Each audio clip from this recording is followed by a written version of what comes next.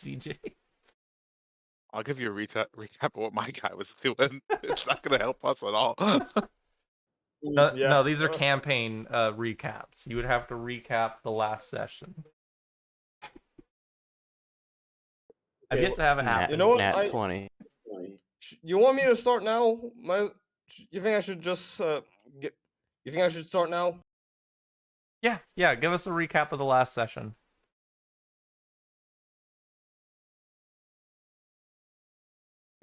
Right. Last we left off, the party had taken another rest back at the Ramble House, with making plans to check back at the Plague House one more time. Although before that, they had spoken with Cursed Graf, of the brother of Roderick Graf, I believe, his one of the guard captains, who is currently dead.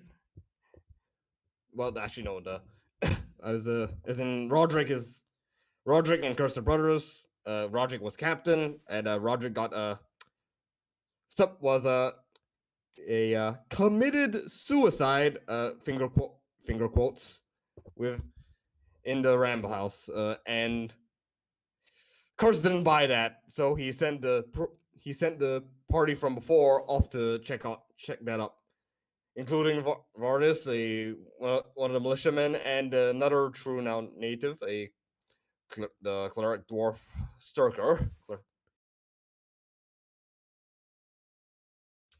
And before they headed off to attempt to stake out at the Ramble House, where prior they had convened with the old orc seer Katreza, who was kind of hiding out in Sarah Morninghawk's Fine Steel, the local smithy. They had gone to check out the barter stones, check up with the guy they had found, that was kind of trapped down there for a few days after he fell down the hole, got chased by some. Trapped where? Saying that he had been chased by some half orc. He couldn't quite tell the difference at the time. In order to see if they could find the people the guy they had found often had overheard but could not understand what they were saying. And when they went down, having a little standoff with the spider that had very nearly dropped Varus's strength all the way down to 0. They went down to the basement, did a bit of sneaking, and saw that one of the local half orcs was speaking with a flood troll about guard patrols. Not something that any local should have any business doing. And unfortunately, the guy who stuck up Vardis, he got spotted. Fighting started. The 8th con swashbuckler rushed into melee like an idiot, which I don't regret, and he got 2-shot, and which was then followed by a grueling fight which was followed by the rest of the party getting into a grueling battle where they have to cut off the half orc from escaping and beating down the troll. Afterwards, they had to figure out how to secure the not currently unconscious informant, let's call them. And that's where the session left off. Also, they had to leave the body behind too, of Vardis. They did not have the strength to handle it, or actually, no, they didn't have the number enough sets of hands to just carry them all without just spilling everything. Well, I'm gonna I'm gonna preface this with I think it was pretty good. There were a few story beats missing that I'll fill in. I think you did a good recap. This is normally where I would open it up and be like, how does everyone else feel about his recap? But none of you guys were here, so I guess I'll still ask, but this is more just out of curiosity, as opposed to a combination of curiosity and me taking it into consideration for giving him the bonus for the recap. How do you guys feel about his recap of last session? Damn, that fucking sucked. I'm just kidding. No, it was pretty good. It sounded like someone foolishly ran in and died. Yep, guilty as charged, and I regret nothing. A few important notes. Big one. Towards the end of the session, what happened was you guys started taking Doc Tani. That was the orc he mentioned earlier that was meeting with a troll outside of town at this place called the Plague House. It used to be a Church of Iomde that got burnt down and is haunted. And they found out recently was a meeting place for a bunch of orcs who are planning to invade Trunu and this troll. I'm kind of adding on a bunch here. He didn't need to say all this. A lot of this is stuff that's been established for sessions. I'm just trying to fill in some context. So there's basically just confirmation that's come recently, like there's a planned full-on invasion. They had to fight a troll. I will let you know, CJ, that over the last week, every game I've played, I have brought up your death, and it has been the subject of interest amongst all of my groups this last week for various reasons. You know, there's a funny thing. There was this 5e server I was in, and one of my characters was, I think my character was literally the first to die in our new setting. That was the case with my Pathfinder games. Since I've been doing this the last 6 months, you were the first person to die. And that aspect of it was the focus of one of the groups. Like, really? You've only had one person die so far? It's like, there are 5 people in each one of these games. But yeah, so you've kind of been a stalwart example of how things can go.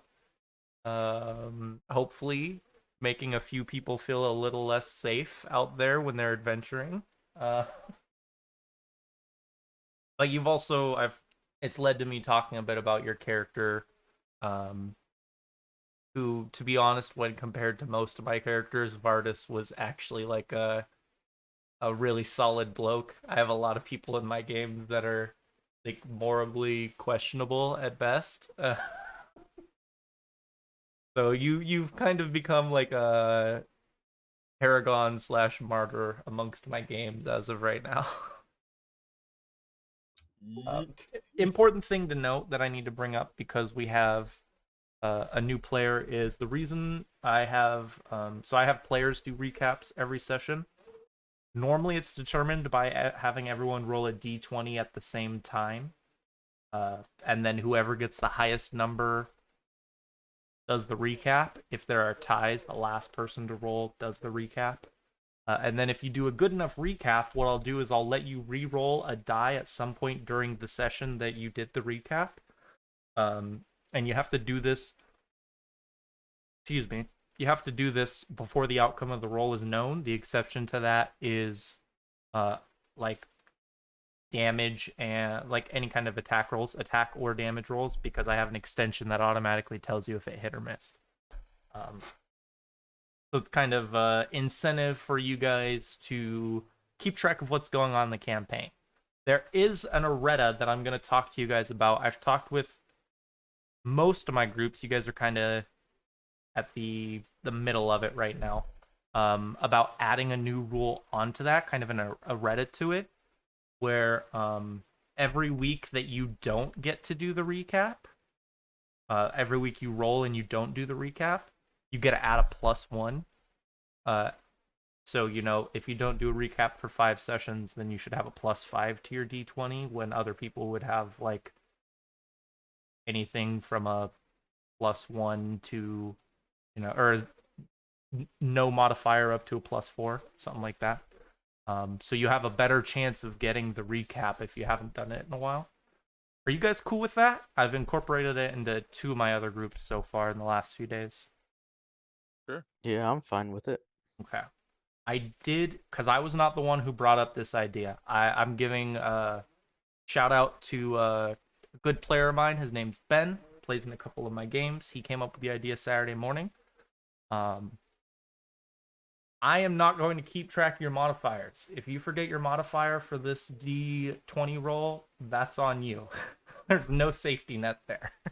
So if you really want that that reroll, then you got to keep track of your own modifiers.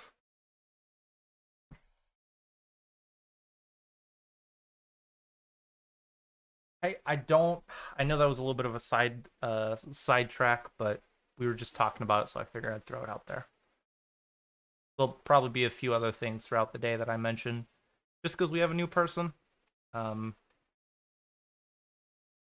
Besides that, I think we're good to go. Like the big story beat we missed with that recap was you guys started walking back with Ductani. This is where I got myself sidetracked. I carry him because he's stable right now, but if you carry him around, haphazardly, he's gonna start bleeding out again. You guys started carrying him back, but you sent Taya and Dwayne back because they're the 2 fastest people in the party. And also Taya's not very strong compared to other people. You sent them back to go Guilty. get a couple of the town guards so they could help you with the bodies. So you started walking back. Taya came back with a few guards, and they took Doctani. And then you guys were heading back to go get Vardas's body. That's where we left the session off. So realistically, it's like Taya, Kita, and Sturkis that are all going back to get Vardas's body in the bottom of the plague house right now. So technically, it's just me. Basically, For now. until you get back into town. Once we get back into town, I figured we can have the 2 new characters / player introduce themselves in capacities they see fit. I feel like you know what you're gonna do with the body. Am I wrong with that, Tristan / Taya? What, give Dwayne the body to carry out? No, that seems horribly wrong. I Oh. not at all what I meant. So maybe I shouldn't have asked. What did you mean?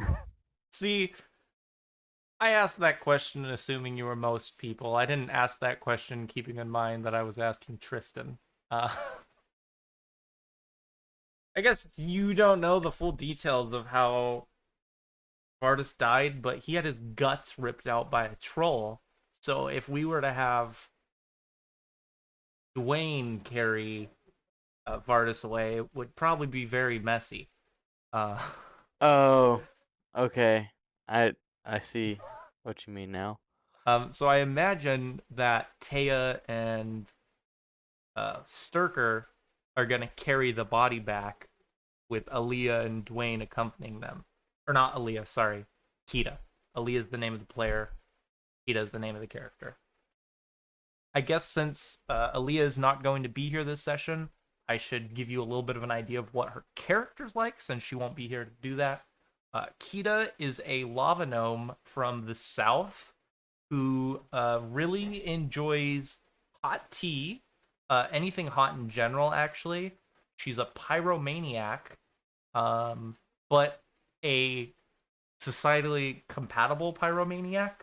She doesn't just go around burning shit for the fun of it. She finds ways she can burn shit to aid society and revels in it in a way that is probably less than completely sane. So she does like the controlled forest fires that prevent like big forest fires. She's never done that, but she would probably be into it, yes. Really, what I mean is she likes watching things catch on fire, and her being an adventurer is a good way for her to do that and have people like her. She just gets to burn trolls and rats and spiders and all that kind of stuff, and people are like, "You're a cool person." She keeps doing it. But no, seriously, in all realities, Kita's a pretty cool character. It's her first time playing Alchemist though, so you'll see that come across a little bit when she's playing. Generally, she's doing pretty good at it though. Um, I will wait on describing Sturger in any depth. You already know he's a local from what's been said in the past. He's a local of True New, and he's a cleric dwarf. I think that's good enough for now. When Michael gets here today, he will have plenty of time to give you an in-depth detail of what Sturker is like. This might be a good time for us just to say, like, unless you have something you need to ask Kita and Sturker, if Taya has something like that that she needs to ask them, we can do that. Otherwise, we could just like fast forward ahead to when you get to the True New Gate, because that's like the next noteworthy time something would happen, unless you made something happen. No, I'm good with fast forwarding. Okay.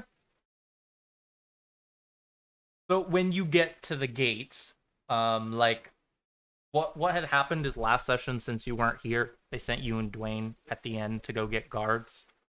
So you kind of filled them in on why they needed you. You know, you found someone from in the town. His name's Ductani, and he's been stealing from the town and helping whatever kind of orc menace you're dealing with. He's been helping them for some time. You told him about that, how there's an unconscious traitor that you need help carrying because Vardis, actually a well-known guard in town, you needed to carry his body because the troll that you guys were hunting had killed him. And you just didn't have enough bodies to carry both safely. Obviously, you didn't want to disrespect Vardis's body, and you didn't want this guy bleeding out when you walked back to town. So the guards were prepared for you to come in, so a few of them will rush out, and you see one of them has, I always forget the name of it, what a stretcher. There we go, that's the right word.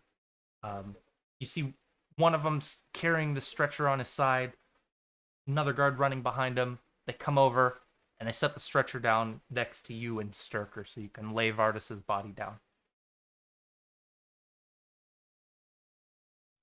Be gentle with him. And the guard that had the stretcher, he very quickly just says, "Of course, ma'am," and that's the only words you get from him as he like throws a small rag over the majority of Vardis's body, kind of stuffing the sides of it to kind of make a compact shape on the stretcher, because Vardis's guts are spilling out. That's the problem you guys have been having to deal with this whole time. I shouldn't be laughing. I'm sorry. Serious moment.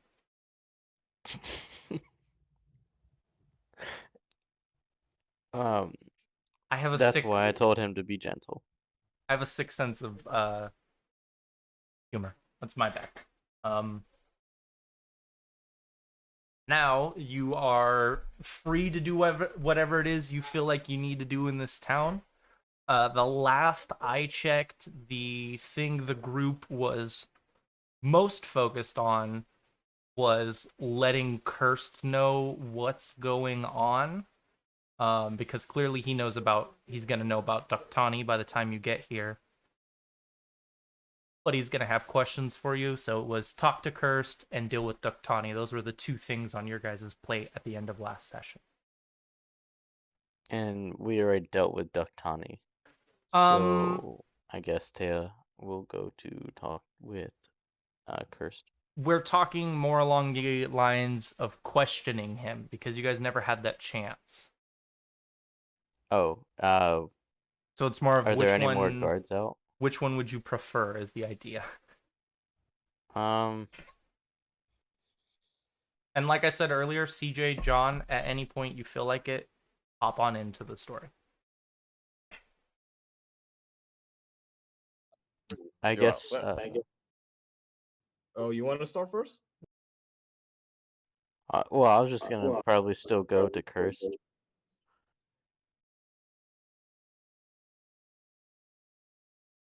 Yeah, CJ, if you feel like this is an appropriate time to hop in, go ahead. Right. He is. Magistrate Shang has traveled a long way from the east uh, into this western backwater,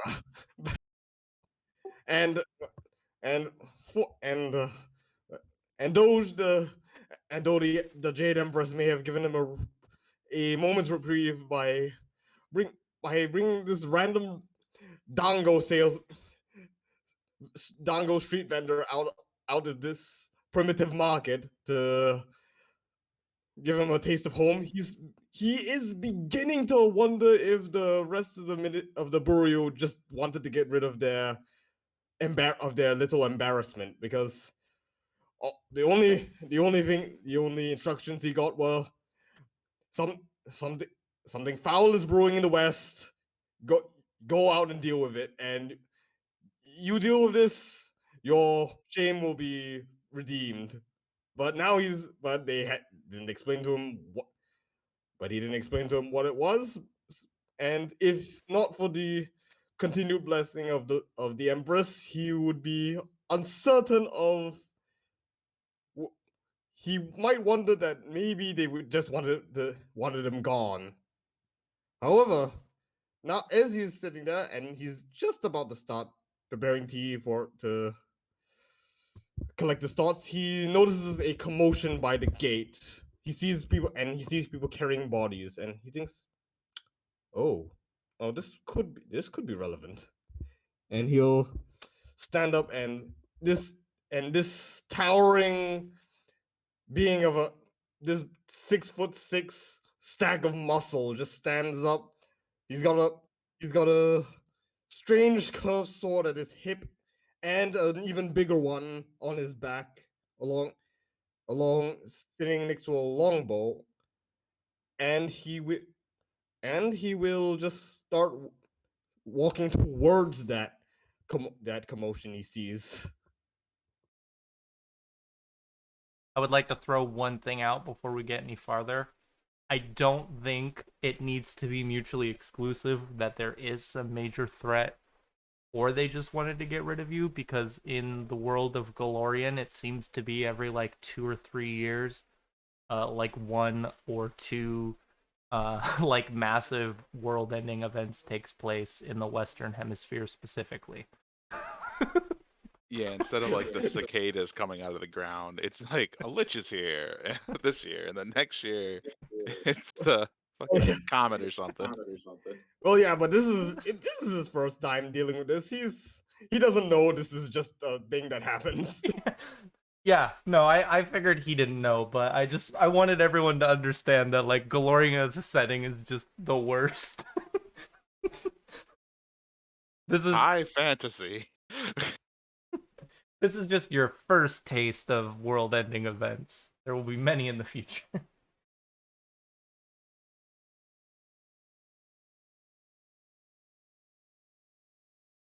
I mean, you know who you're approaching. You already know the characters. Maybe this would be a good place, since we do have someone new, Tristan, for you to describe your character and her companion.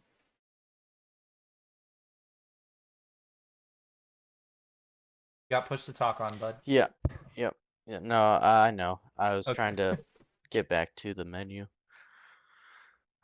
So Taya has very.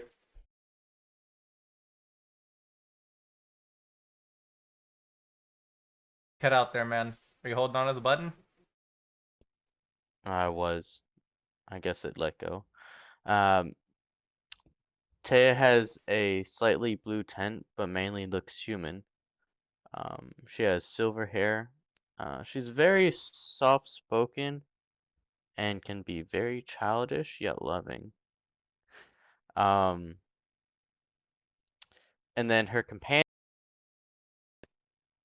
then her, c- damn it, then her companion is a really big scary bird to most. Oh my god. Yeah, it keeps cutting, or it keeps moving. Um, where did I leave off?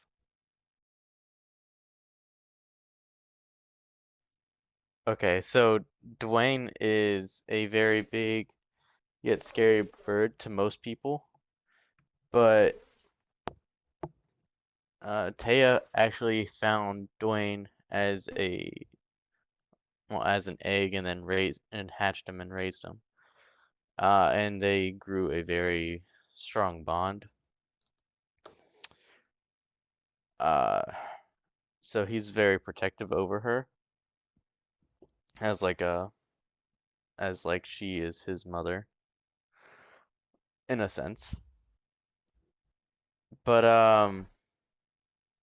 everybody's scared of him except for her, and she doesn't understand why. Because that's basically those two. And if that description there didn't convey it, Aya has a tendency to be very naive. Fair enough. Yes, childish.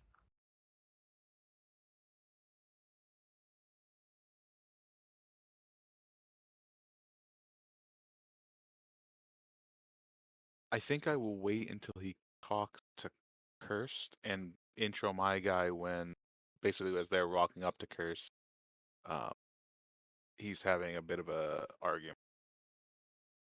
Sounds good to me.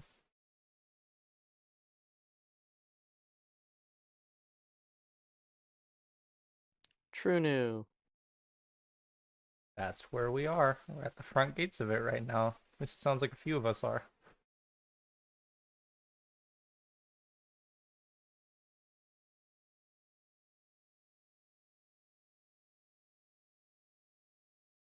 Would a comet hitting the front gates help our newest party member interact with the original party?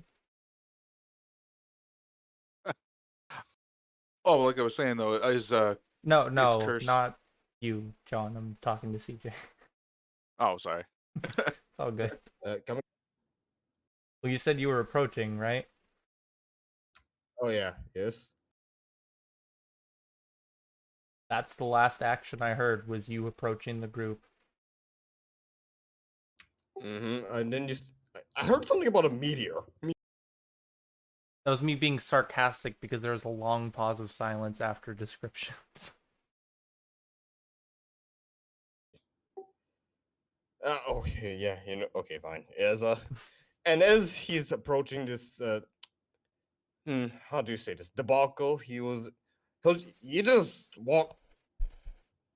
he just walks up like no standing by his side the way no uh greeting or anything. He just walks up and this 6'6" figure in in dark armor and a face obscuring and a big face obscuring hat just strides up and speaks in a tone that and asks what what has transpired what has transpired in a tone that is as if he almost expects you to answer his question.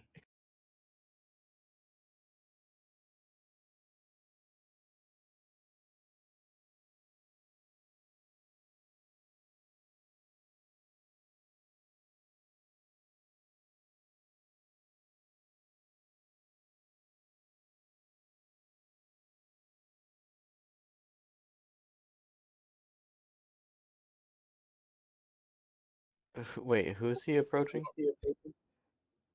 You're literally the only option. Oh, I thought it And was that he'll guard. oh yeah yeah Dwayne is just oh no he's just questioning all of you and everyone there in general.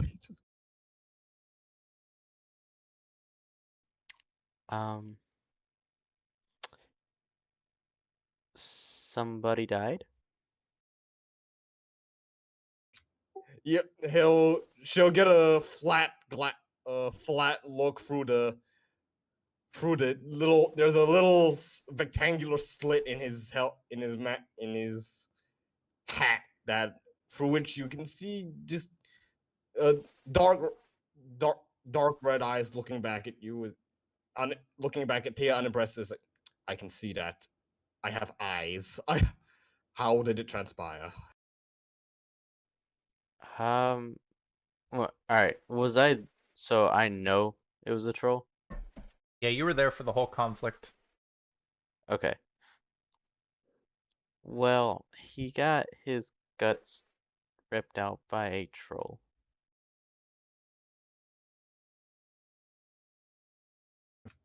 He,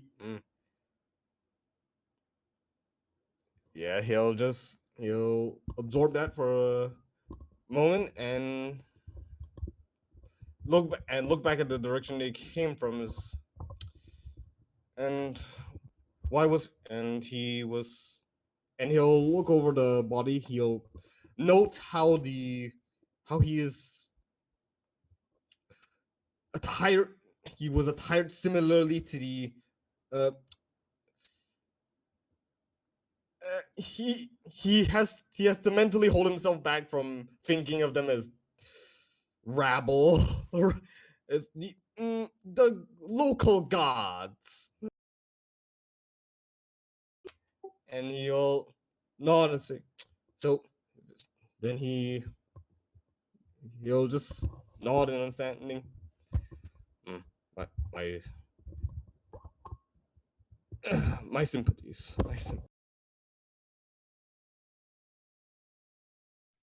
Do you want a hug? No. I could use a hug.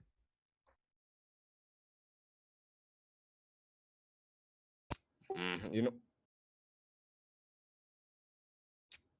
he stares at her some more and just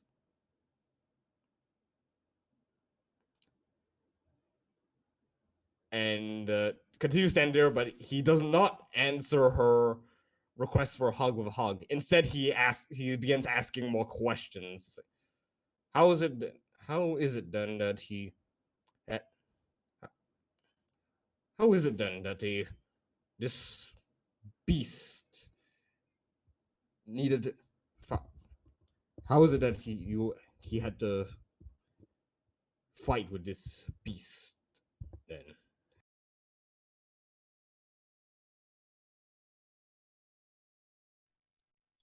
I assume. So he approached it along with the other guy, right? The orc. Yeah, so the orc Ductani, the half orc that you guys captured, was so here's what they were doing. He was operating within the city, and the troll was meeting with him to exchange information. They're working together in preparation for an orc invasion that's coming soon. And they were meeting down there in secret at night that the party found out after coming a few times. You guys came down there at night to intercept them, and they tried running off. Vardis intercepted the troll, slowing it down, ending his life. Ductani made it halfway through the complex, and then you guys cut him off and knocked him unconscious by beating him to death. Taya actually got the final blow. She bonked him on the head with her quarterstaff. That's awesome. He like came around a corner, you cut him off, and then fucking two-handed smacked him on the head with the quarterstaff. But yes, the troll and the half-orc Ductani, they were working together. So Oh, the before you answer, let me just reiterate that this is a towering 6'6" JoJo character in dark armor and a face obscuring hat, and and very intimidating. He basically gets with a combination of favorite class bonus and the basic class feature. He gets to add his level to intimidation. so how intimidating is my rock? That is the real question. Intimidation is a very subjective matter. So like, Oh yeah, yeah. what like some person would say is intimidating, another wouldn't. I would say a giant bird is terrifying because rocks are natural predators in this region. But at the same time, I would never trust someone who looks like Shang if they just approached me and were like, "How did the people with you die?" I would find both of them Because equally intimidating. Wait, when he asks, how did the people with you die? Does he go, "Was it me?" I mean, he doesn't say it, but this is some strange foreign figure in dressed very ominously. Remember the And last out after of towner battle, that approached you, Taya, tried to kill you? Wait, do what? The last time you met What do you- someone from out of town, it was a group of Freedom Town assassins. And now this guy Where walks was up to you. so I should be wary of my I'm travelers. just informing you. Make your own decisions, please. yeah, he doesn't outright say that he's evil, but you can make your own assumptions. I'm stirring the pot, which is what I do in all of my games. All right, so Teo looks at Dwayne and she's like, "Follow me." And she like gets a gets like a posse together, but with just her and Dwayne, and she That's approaches this dude that's a so that couple, not a posse. it's supposed to look more intimidating. That's why I said a posse. But I know. Oh, and as this big bird approaches, he pays very little attention to Taya, but he looks his eyes flicker over at to Big Dwayne, and his left hand twitches a bit near his strange curved sword, but he doesn't rest his hand on it. At at like 10 feet away, Teo looks at Dwayne and like puts up her hand and says, "Stay."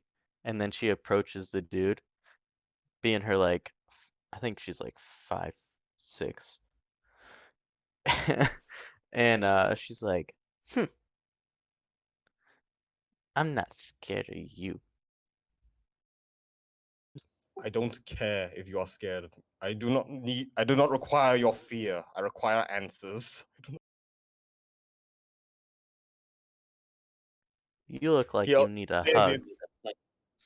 I he has to restrain the answer because he does actually consider accepting it, but no, he must stay true to duty.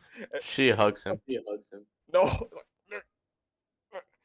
before he could answer, he's saying no. It's just he gets hugged and oh, he succumbs.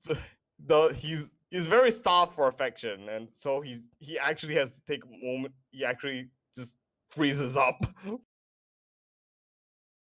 See, I knew you weren't a bad guy. Anyway, my partner got his guts ripped out by an troll that was working with the orc that we captured that I bonked on his head, and so they were trying to take over the like do an invasion. I if I remember correctly. Or yes, as you if you look through, and as you're closer, you can see that the guy's got red red skin and and what facial features you can see look like they're chiseled from stone. But well, metaphorically speaking, he looks very firm. But at the mention of invasion, he blinks and refocuses as he shaking off the momentary wonderment at being shown actual affection for the first time in his life. It's like invasion by whom? Orcs? Question mark. It's like, and he'll just start nodding and muttering some stuff. Yes, I see. So typical barbarian horde. Ah, I see. Praise be the Empress for her foresight. and he'll clear his throat I and I supp- and you are taking this one in to question him, I presume. Oh, they don't have Ductani. Ductani's already at the Longhouse. And he let me change that then. Then you and this orc is and where has this orc been brought to? Well, the jailhouse. Hmm. I He I grunts assume. impressed at the description, but he'll brush past that and say, "Hmm, I wish to question this one myself. I would know their numbers. This and again, this is phrased more like a demand than a request. Like, not even a demand. Well, I don't know who you really are, so I can't just like let you go to them. Hell, you could be an orc. It's like he'll just squint at being compared to a barbarian, but he'll just suck it up and just bow his head. Uh, thousand apologies for that. I am midget magistrate Shang of the Bureau of the of Harmony in the service of the Jade Empress. I have been, and by her will, I have been dispatched to ensure that the peace of Tianxia is not disturbed. I I don't know what that. I know some of these words. He'll just Words as hard. he'll just breathe in, breathe out, and say, "I suspected as much." And then he'll start walking towards the gate. Well, assuming, and he will pass through if the guards decide if they don't think he's suspicious enough to stop. Taya is just unintentionally American. I guess so.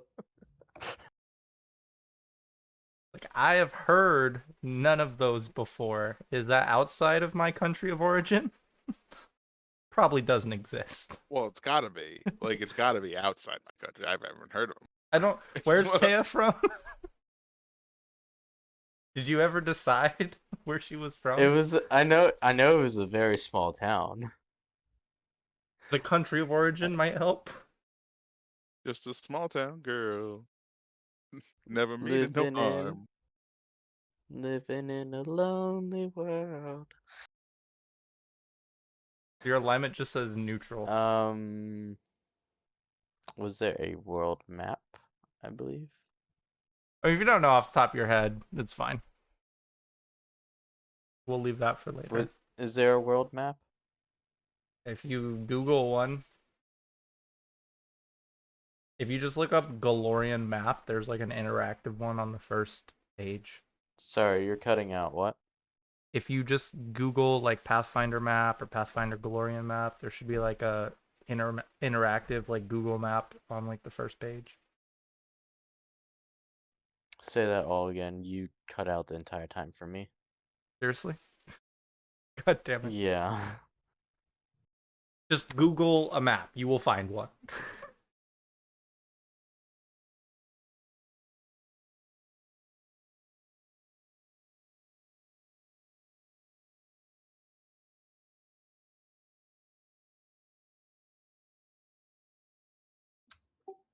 Um.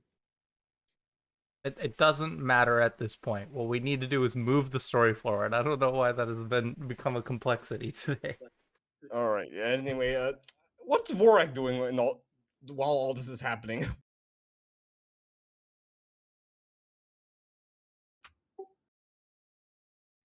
Who? Vorag, the John. And Oh, Let's I'm not try and blur the lines between players and characters. Vorag is not at the gates. He's currently having an argument with one of his guard superiors, Kursk. There you go. okay, well, if you want to do figure that out for if you want to RP any of that before Shang and finally shows up, he's gonna make a beeline for the longhouse where I So assume Cursed is. But I if you don't, want to say anything, do anything I don't before think that, we really RP the argument too much. It's just that when you guys come into the end of it, you hear a very loud, boisterous, deep voice, sternly scolding someone, basically saying, "You know he's my commanding officer, and you know that I should have been on the detective duty to find his killer. Where do you get off not letting me pursue vengeance for my friend?" And he's like, and if you come around the corner seeing it, he's like poking Kursk in the chest. And it's, you know how you described yourself as like a tall, like mountain of muscle? This guy is also similarly muscular, but you'd probably make him, you'd probably make the description of like a brick house. He's much thicker than he is tall, but still extremely, extremely strong looking.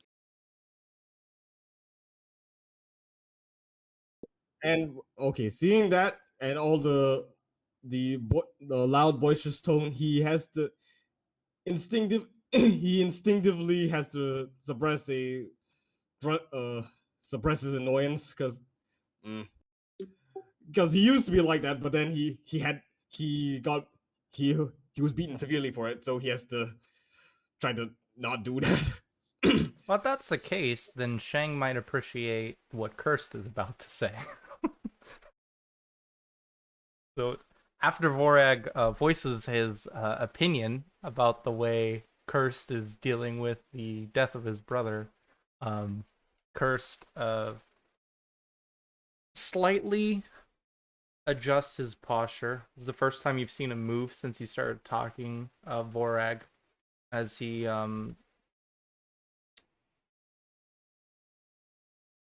lets his lips separate. Says, Vorag, it's a tough time for all of us. Roderick, the guard captain, I understand your feelings. You were close to him. I can respect that. Not let our emotions rule our actions right now. You're a member of the city guard. I need you to behave like one. Do your duties. Do what you need to protect the city and the people within it. That is not something that you can accept. That I'm going to have to ask you to turn in your armor and your arms.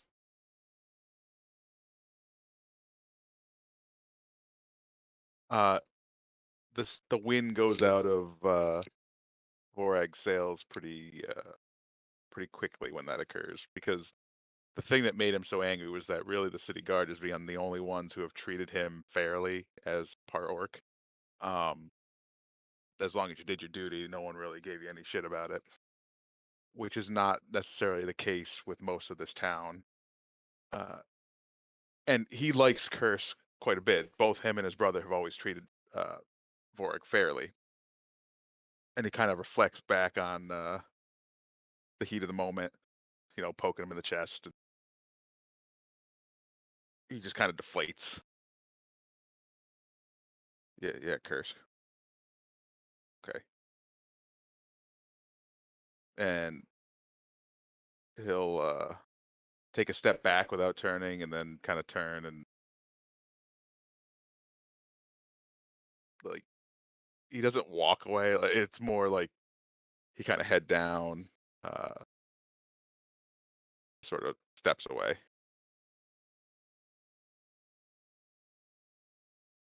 We'll finish this conversation later, Vorag. I need to speak with our newest members. We can see Heya and the rest of the party approaching. And along with them, if he hasn't been stopped, there's just this big set big weirdo coming. No, so the Longhouse is it's a public place. It's the jurisdictional building of Trunu where the guards actually live as well. So you have full access to the main portion of the Longhouse, which is where most of the guards operate as well.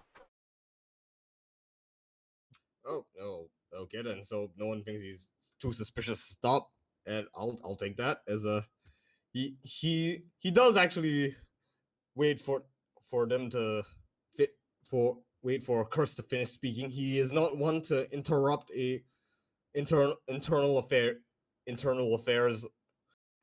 But while he was waiting there, he will just idly use his detect alignment to at will use detect law. Have you ever thought about the moral implications of having a ability that's not just a byproduct of your being, something you actively have to use to effectively figure out like someone's moral compass? I don't know actually. I can't do that. I personally believe this is like possibly the worst version of privacy invasion possible. You basically, with a hand motion and a little bit of concentration, can discover He's just someone's so moral judgy. compass. Well, that he knows. Why are you looking at me like that? Hmm. I would say it's probably a mixed bag. Like in a settlement like Trunu, you're gonna find a lot more people that lean towards law, but um, There's probably gonna be some like lawful evil sort of stuff too. so Like, so oh, he the doesn't. Do you get good and evil? so the thing No, it's just with the detect alignments is it's kind of like detect magic. So if he just like is like, okay, over here, cool, these guys are lawful or not. But depending on the class, if you focus on it more, then you can get more information. For example, if he detects lawful on someone who's chaotic and has a bunch more hit die than him, then he can go into like a state of shock. He can get comatose by being in the presence of someone hella chaotic. I don't know if you knew that, CJ, but that's actually a That's thing. funny oh, as I fuck. like that. So if there's someone with example, like let's say there's like a 10 hit guy, like you fight a demon, right? With like 10 hit die. If you went up to a demon right now and detect law on him, you could just go into like a comatose because he's so powerful. He's so chaotic.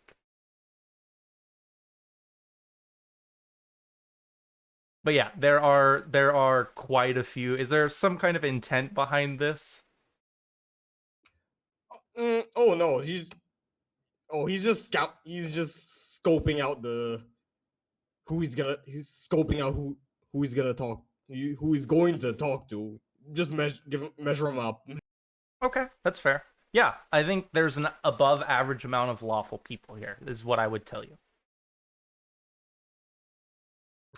He's mm, mildly mildly pleased by this. Not exceptionally pleased, just mildly. He's very restrained in his uh I'm gonna stop there.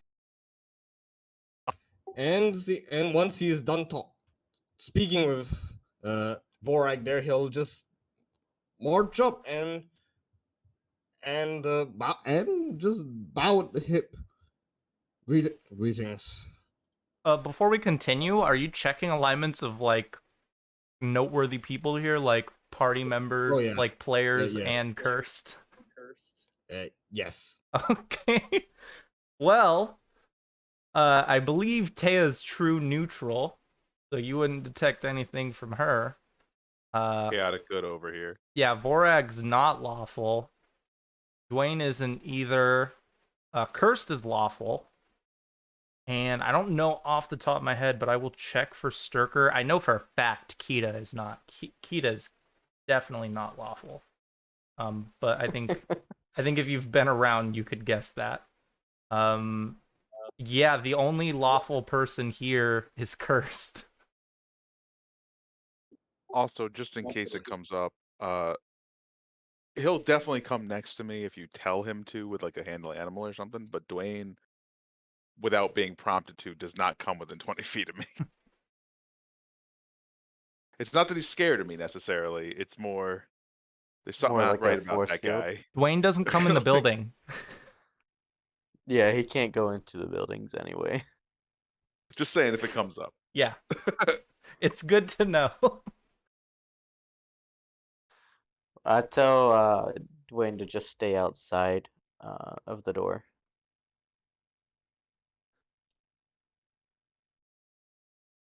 As I assume we go in after the whole conversation between Vorag and Cursed. Yeah, it seemed like not that like Taya and her group were going with Shang, but you guys were just going to the same place at about the same time. I imagine if it was a movie, we would watch Shang take off, then the party would discuss things and quickly realize they need to go to the same place Shang is. Is it fair to assume that Vorag would have heard a description of the people that were sent after Roderick's killer? Yeah, you would know who Especially with the big bird.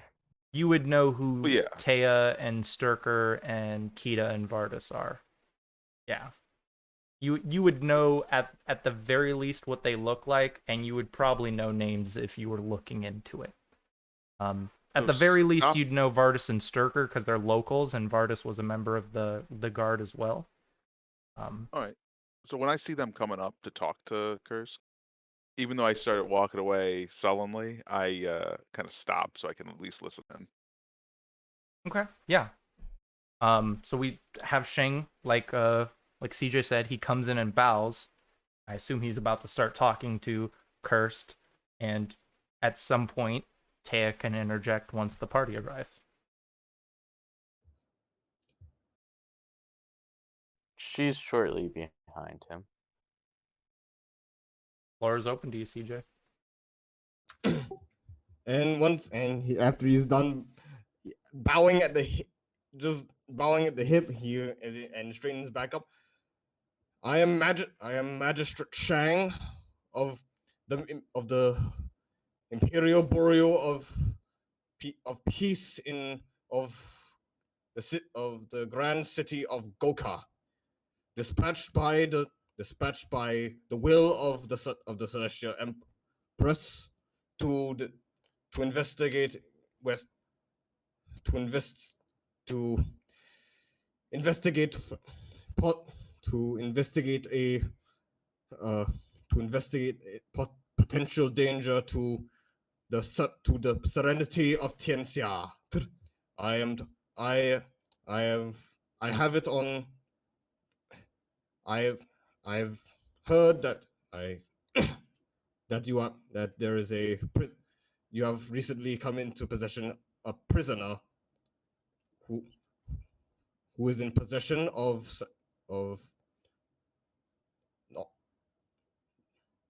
knowledge of to a potential barbarian horde that may one that I that I would see blunted before it comes anywhere near imperial borders.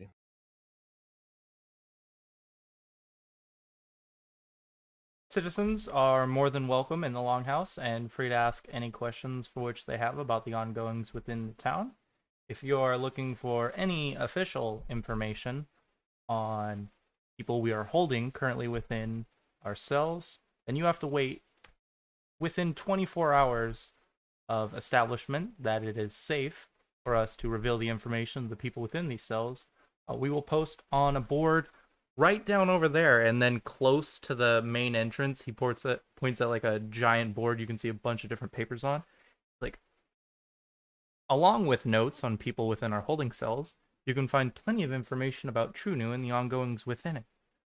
Be it and he kind of looks down at some of the equipment you're carrying, be it any kind of contracts for caravans, any noteworthy places within the town, and any potential opportunities that the public has put forth, be it anything from missing animal companions all the way up to help wanted posters. Is there anything else I can help you with, sir? Yeah, he'll just squint at the very standard bureaucratic diatribe he just receives. Like, oh, I know where this is going. I know this, and he's tempted to press the issue, but decide he'll just nod and say, and idly asks, I will presume you believe yourselves fully capable of questioning your prisoner then." Any issues Trunu finds with problem stars when the town will be dealt with swiftly. I have yet to see any failure within the judicial system within Trunu. I want you to rest assured knowing that the local guards will take care of any rabble rousers within our jurisdiction. Is Hmm. Shang significantly Just bigger than Curse? Yeah, Kirst is not a particularly big man. He's actually slightly shorter than average. So seeing that there is a foreign diplomat who is fairly well armed, based on what I can understand, and who is much bigger than him, I will actually step up behind Curse, just as like a backup situation, so he can't be like he's not being intimidated, but he can't be intimidated as much, you know. That's fair. Taya walks in and she's like, "Hi, Cursed." Taya, I heard about oh, what happened. My condolences. Thank you. But he did it for Trunu. If you'll He excuse me, died. sir. Say again. Kirst looks over at Shang and says, "If you'll excuse me, sir." and once Teo walks in and he sees that there's actually business, he'll just stifle an internal complaint like, God fucking Shizuru, damn. But he doesn't vocalize any of that, and he'll just bow politely again at the hip, to the point that he actually can goes lower than Cursed height, and just of of course, I thank you for your time. Because he's willing, he can sense that this Western savage has some concept of protocol and order, so he's willing to respect that. And he'll leave. That's fair. Okay. Kirst waits for Shang to walk off before gesturing to Taya. We have Duktani in one of the holding cells. The guards didn't seem to have much information beyond the fact that Duktani was involved in this coming assault. Is there any more that you have to provide? Um, I was, uh, we were there, and he was talking to this troll, and then Vardis approached them, and Vardis tried to chase after the troll, and that's when everything started to go off. I ended up bonking Mr. Orc over there on the head, and then taking him back. But is there any way that the rest of the detective team can possibly question him? Uh, Give me one moment, Taya. Um, He kind of readjusts slightly, looking over his shoulder at Vorag, and he's like, if you could give us a moment, Vorag, I need to talk with our detectives here. Just a few moments. I'll call you back. Sure. And once And I'll Vorag gets an start walking away. appropriate distance away, Curse says, it would be possible. I figured with the information you've all gathered that you might have some questions that others wouldn't think of. Obviously, you are, as you've coined it, detectives. So you should have priority talking to the suspects that you've brought in. And this is fine, but I need to make certain things clear to you when it comes to this. I know that most of you aren't from here, and this is, a backwater compared to some of the places that you may have seen. But we're not savages. We're not like the orcs out there. If you are going to interrogate this man, there will not be any kind of torture involved in it. I can't allow that to happen, not with my conscience intact. And we don't have any room for that. I don't expect anything like that from any of you, but I wanted to make it clear. Also, I can only give you so much time with him. While technically we could hold on to Duktani indefinitely, it would look very bad if we did. It's not a stretch with his connection to the Plague House for us to have actual claims to hold on to him. But even with such thick proof, there's a lot of red tape wrapped up with this based on the political landscape. We are dealing with an Orcish invasion here, though, so there's a teeny bit of leeway. I'm basically telling you that you have 24 hours from the end of our conversation to deal with this. That's the short version. Would it be okay if Dwayne was allowed into the room? As more of a scare tactic. We talked about this with Dwayne. He's not welcome in the Longhouse. However, this is a special circumstance. I will allow it, but only for this 24-hour period. Shit-o. Thank you. On to another subject. In the place of Vardis, the local guardsman we had with you, I would ask that we get another local guardsman into your group. A man I trust. He used to work under Roderick. He's actually and don't tell anyone about this, but he's one of the people who we've been scouting as a replacement since we do need a new captain of the guard. I would ask that he accompanies you in the place of Bardic, and looks around the group.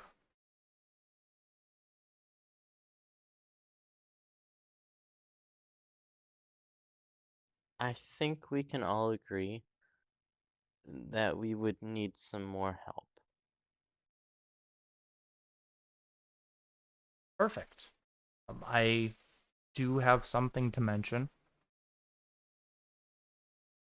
He is a little bit emotional about what's going on. He had a very good relationship with my brother, and I don't really know what else to say about it. He might have some less than professional input to add to the subject matter, and I apologize in advance. I hope you understand based on the circumstances for which we're dealing with right now. Well, so if that happens, is he even allowed to interrogate? I'm just asking because if he's a little emotional about the situations. I don't anticipate any issues on that front, though obviously if something does come up, it'd be up to a lot of you to prevent it from going too far. And if anything like that does happen, we will take the proper course of action. There won't be any exceptions made for a man like him just because of his position. He will be treated appropriately. Well, I think we can all agree then that he would be most welcome. Perfect. And he turns back towards Borag and he's like, been long enough, you can come over now. When he gets told that, he like hops to attention almost. Heel toes it over very militaristically. Sturker, Ida, Thea, the newest member of your branch. He does a little hand gesture. Vorak. When he says that, it takes a second, but then like a realization washes over his face as he gets like kind of elated that he's now participating in the investigation, and he reaches over and shakes uh Kurt's hand and is like, "Man, you won't regret this, Chris. I'm gonna find out what happened to him for both of us." Better make sure I don't regret this. And he smiles at you softly.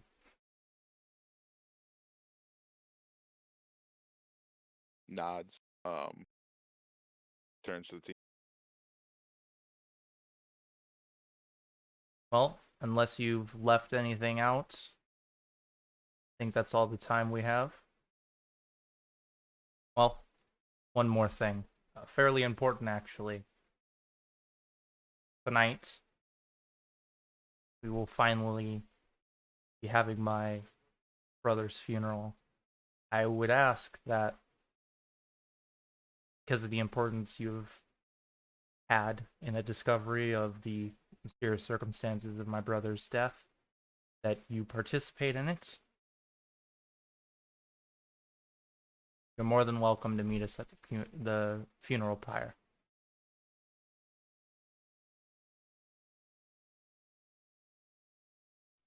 Thank you for your kindness. I we should all be attending tonight. Well, not too long from now. I have multiple duties to attend to before then. Bid you all farewell. Nods his head at all of you and walks off. What were you referencing, John? Oh, in the chat, Yeah. when Shang was talking and he announced his title as Magister Shang, uh, Burial of etc. etc. I was just wondering if that changed every time he says it or not, because it kind of Oh, I I couldn't need catch to write all of it it. down actually. I didn't know if that was on purpose or it was an accident, so I didn't say anything. I should write it down in full. I'm going to recite this a lot. I thought it might, like, either he was doing it accidentally or maybe the title was like I it couldn't tell changed if it every was just time on me, purpose. like I heard it wrong or something, or maybe I just didn't. Like I was like, oh, was that different than the last time? But I I added also on a few more I added on a few more, even more elaboration. maybe it's dependent on who he's talking to. Maybe the more important the person, the more titles he puts on. Yeah, I thought he was doing that on purpose, to be honest. Magister Zhang, Grand Vizier of the Borough of what peace and sanctimonious of Tian Shan. I also wouldn't put Maximize it past him to ceremony. like make it a run-on gag. I might actually do that.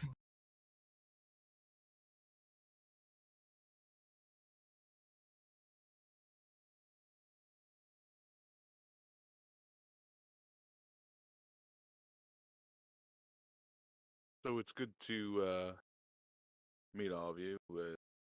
We have some business to conduct with man. You were able to. You seem to have gotten really quiet all of a sudden, John. Oh, is that better? I think my mic might have moved. There we go. I was also talking a little quieter because I'm trying not to be like as boisterous as before because he's a little got his hand slapped a little bit. That's fair. So it appears that we have some business to conduct with the man that you were able to apprehend. I'll allow you to, you guys can take point. You've done a great job so far, from what I can tell, and I'll follow your lead. Uh, thank you. Well, we're all gonna go to the longhouse now.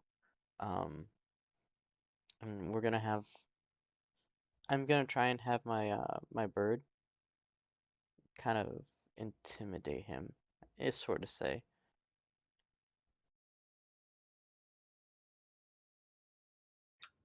It's So I'm just gonna. highly unorthodox, but you guys get results, so give it a shot. And then we all walk outside, and there's just a big rock just like right there.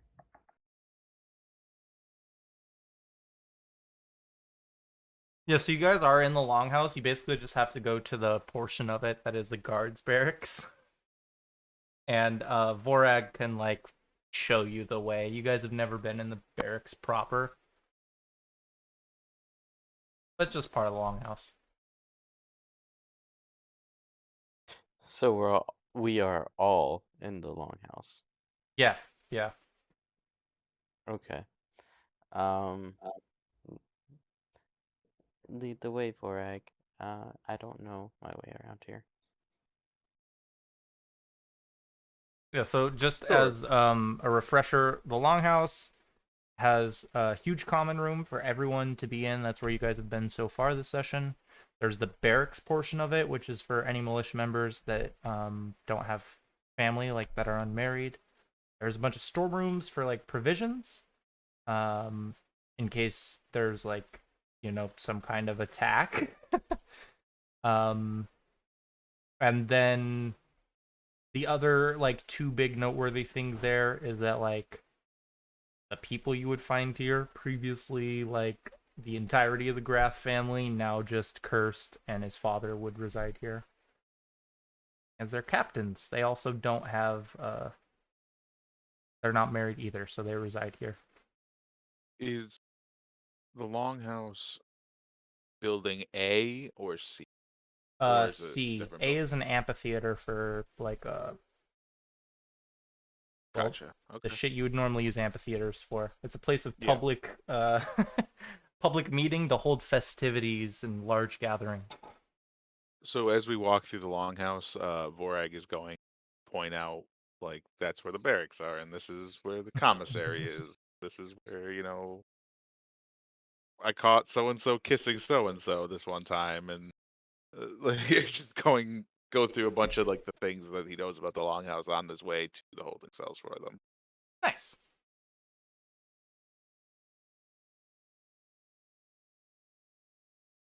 Taya just like follows along.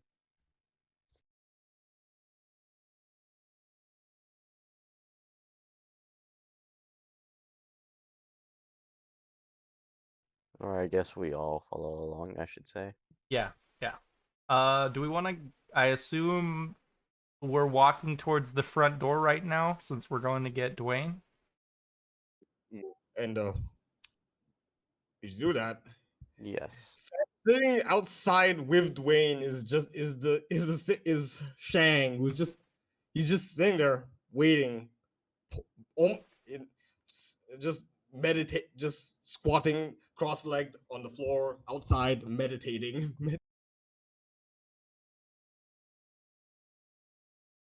As we walk up to talk to Dwayne, who I imagine is perched somewhere, he flutters away to a different perch just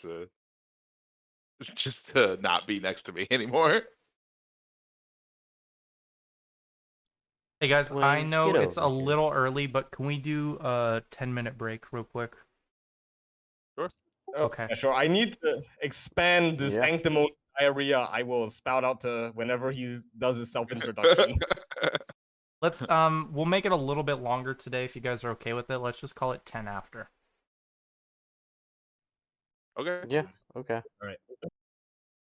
So it's let's see, what is it? It's gonna be Magister Shang, the Viceroy of the Oh, Bur- he's not a viceroy yet. He's a, but maybe, but perhaps. Perhaps a baron. Demi Viceroy, Vice Viceroy. What about a? You also have to include baron. Esquire. I believe Esquire goes at the end of it though. Yeah. Doctor Yeah. Zhang, Well, those are the.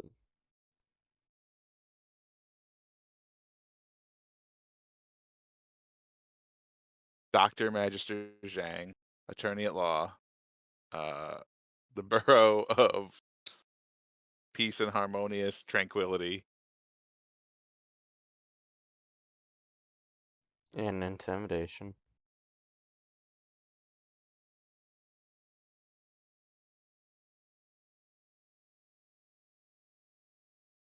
agent of the Great Jade Regent or Jade Empress or whatever of the mythical kingdom of Tianshan, defender of the flame. I'm getting there. Hold on. I've got like 50 words already. I've got like, actually no, probably more than that.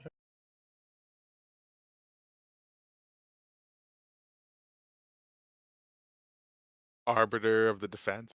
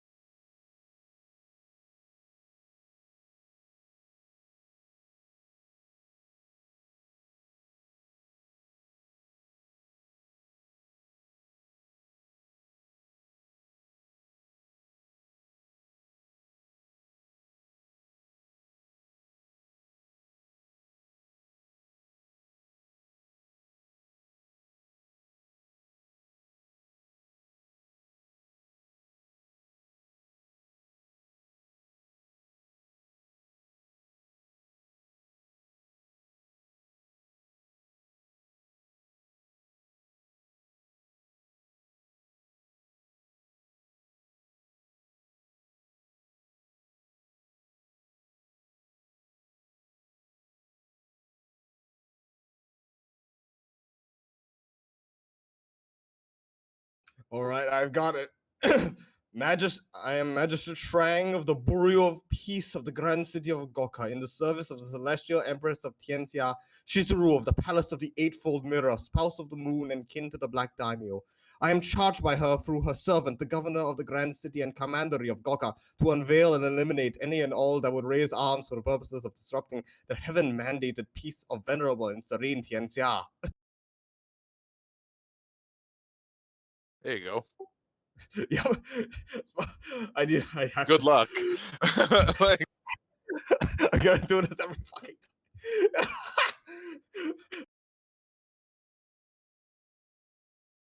I will wish you good luck with saying that every time. I've got it labeled in my notes as sanctimony diarrhea.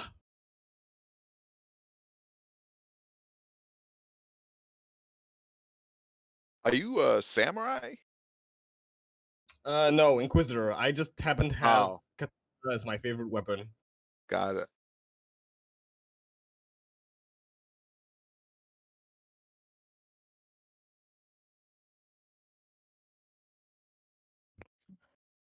Hello.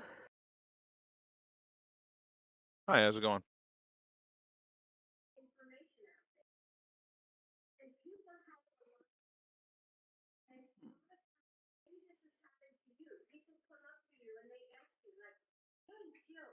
Hello? Hey, how's it going? We're just on 10-minute break. I'm the new guy. Hello? Can you hear us? Anybody hear me?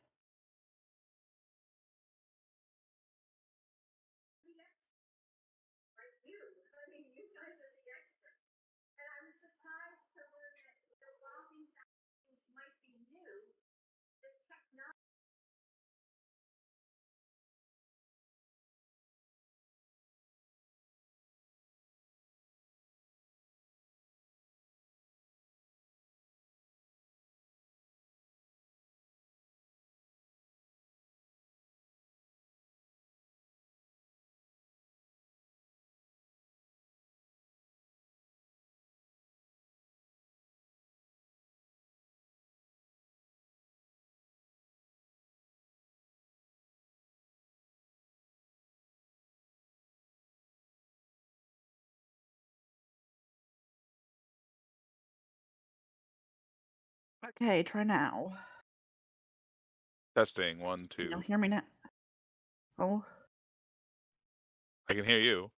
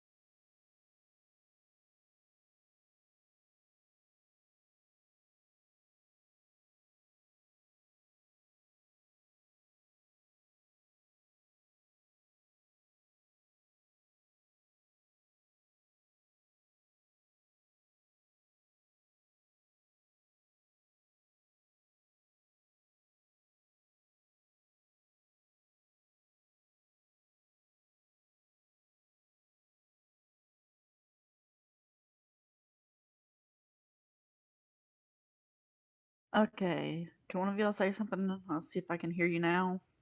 Testing, 1 Hey. and 2. Hello? Hello.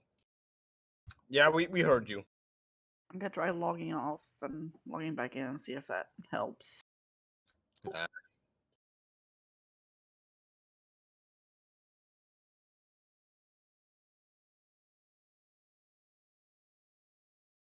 It'd be pretty funny if she has us all mute.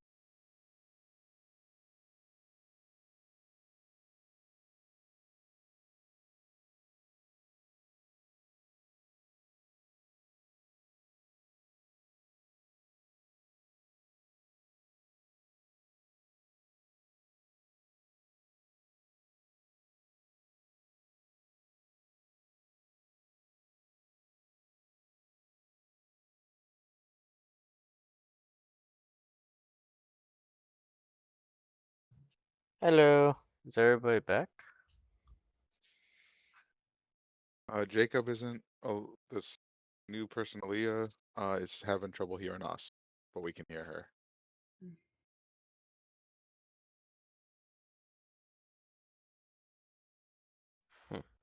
Okay.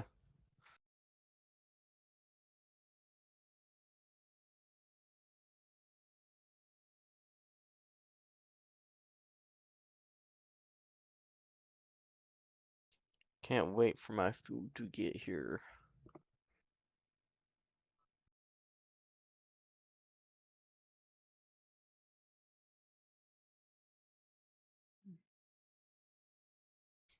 You are completely fine. I know the feeling.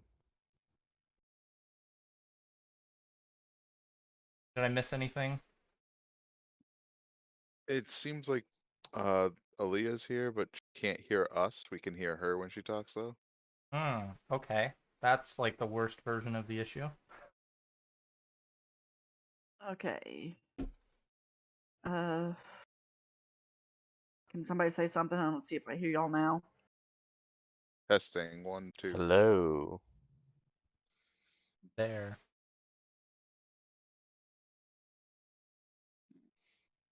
Hello there. Kenobi.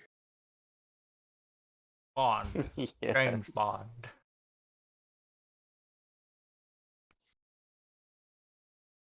.007. Is Sean Connery the best James Bond? He is the best James Bond, but he doesn't have the best James Bond movies. That is a fair answer. Yeah, I would say the exact same.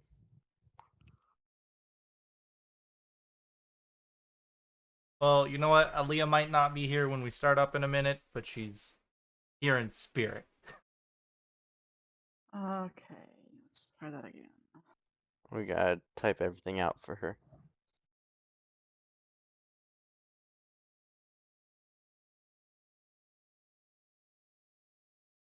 I mean, hypothetically, she could turn the stream on as like noise and not watch it, and it would be slightly delayed, but she would be able to have input for the things we're talking about while she's fixing her headset. Very true. Is she using her headset, like, is she using Discord on the computer or through what? I don't know. Because I've had troubles with the computer for Discord. There we go. Hi. Can you hear me now? I had to unplug my second monitor. Yeah, we can hear you. Oh, if it's a 2 monitor thing, I mean, you might have already tried this, but sometimes when I turn my second monitor on, I have to switch the audio source on Discord.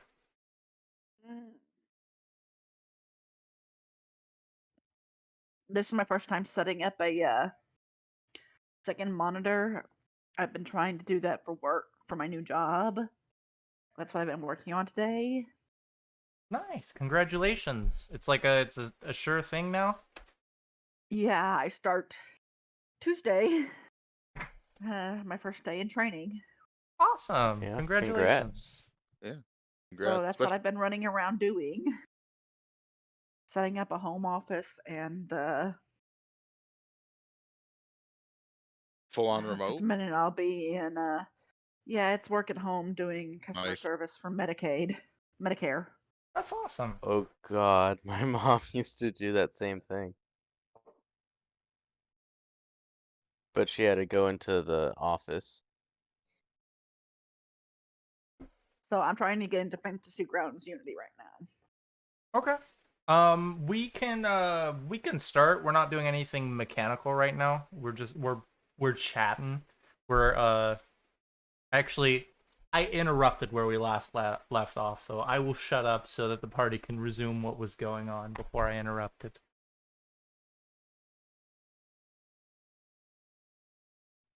To be honest, I forgot what we were doing besides like heading out to Dwayne. We were workshopping the title for Shang. Well, no, Oh I was yeah, that's working. right. It's gotten even bigger. As well, he's just sitting there meditating right outside the longhouse, the entrance to the longhouse, and he'll look and he'll just glance over as you all step out. But he doesn't say anything. He just stares at you as he squats there menacingly.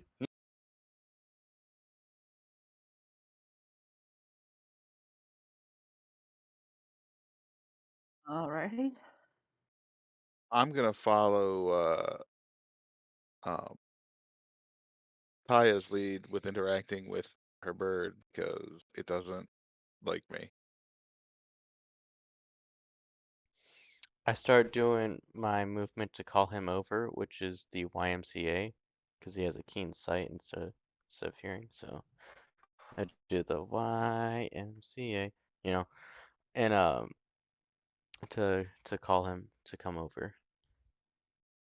And as you're doing the YMCA, Shang just now he fully turns his body towards you. It's like as his face scrunches up in just confusion.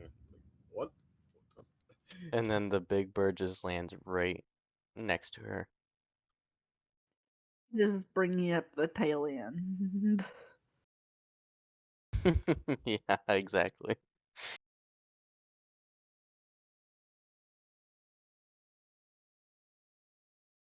Um, but I just calm. Taya calms Dwayne down. She's like, what's wrong? What's wrong?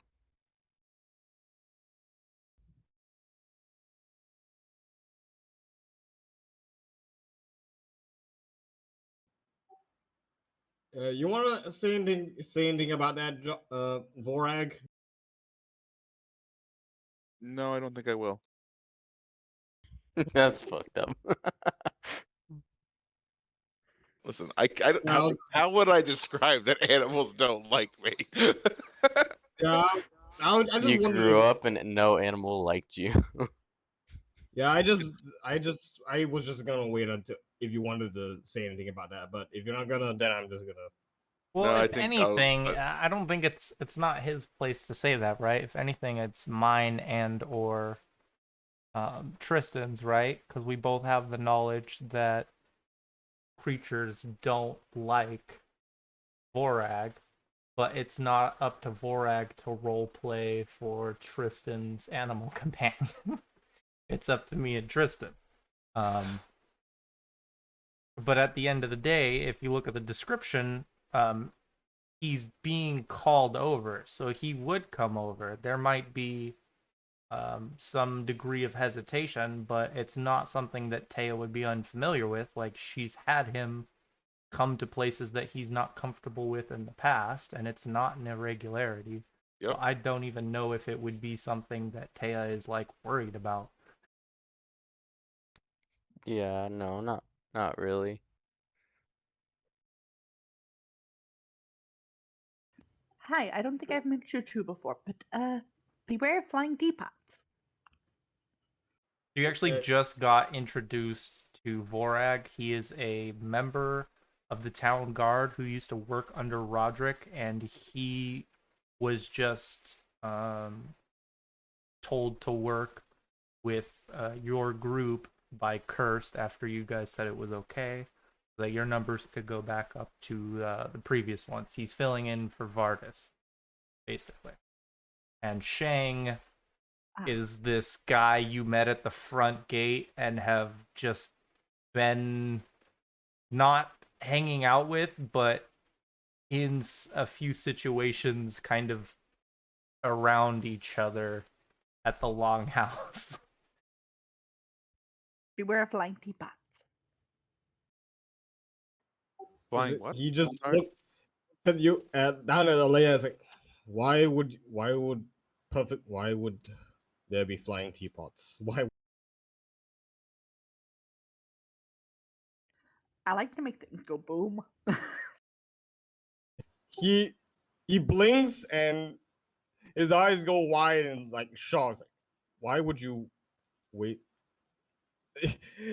he why would you waste perfectly good tea?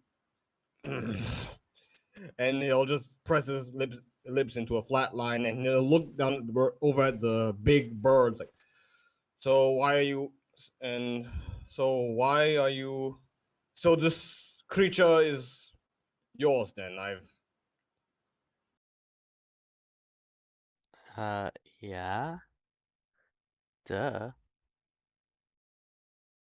squints. Well, Regardless, it seems I shall And his have name to is wait Dwayne, that until creature.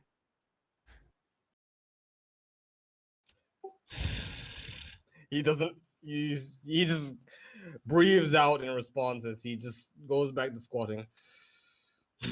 Well, nevertheless, it seems I will have to wait for them to finish questioning their prisoner.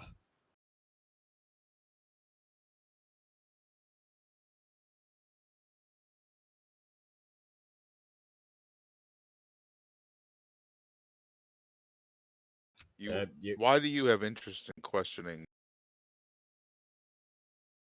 in our subject it is my, questioning? it is my secret duty. I am as charged. I am as given to me by Her Divine Majesty. She's Lady Shizuru. I don't know who that is, but she doesn't have any authority around here. Anything that could ever threaten the serenity of Tianxia is her business.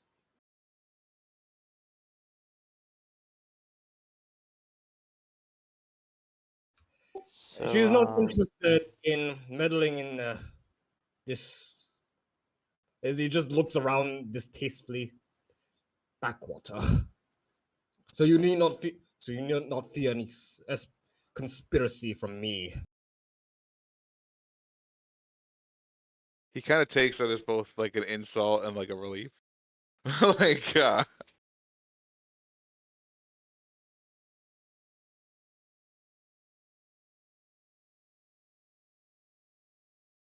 Taya, if you and Kita want to continue to lead the way, I'm following your lead on this one. okay. I guess we will go and talk to that person. I have And that questions. he just looks up as you are the ones who shall question this prisoner. You. I have questions. And fire. And Kita just gives an evil grin. He just he blinks at the evil grin, and you just and because in character, I think Teo was there when he said no torture. It's like, did did your as he looks over at Vorag, is like, did your superior not say mention that torture was not to be utilized? As he just looks scans at Taya. What makes you think I'm gonna torture? Oh wait, no, I'm sorry. I meant Kita. Kita, sorry. Because of fire burning. Torture. Oh, I'm not going to torture you. Sorry, come That, again? that's why we have good old Dwayne right here, and she like pets Dwayne. I'm going to scare him, not torture him. He just looks over all of you and just sucks in breath through his teeth and just stands up. Listen, I'm going to accompany. I shall accompany you. listen, Mr. Magister guy. Magistrate. Sure. You heard what Maxi Curse pad. said. And given the opportunity, I would do a lot more than torture this man that's in our cells. But Curse said there won't be any torture, and he said that you're not to be following us in there. You can find our report after the fact. As he just looks you all over, the rest of the party over. It's like, you tell me how do you fancy your ability to to sniff out a lie?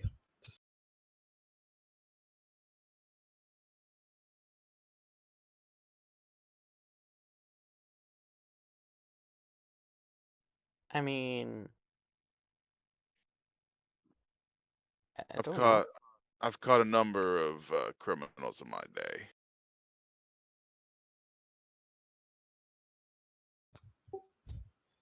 And any of this magnitude? What do you say you bring to the table? Deception stands out to me like the rank odor of sewage. If if he would attempt to deceive me, I would know. Whether by uh by direct lie or even attempted omission of truth.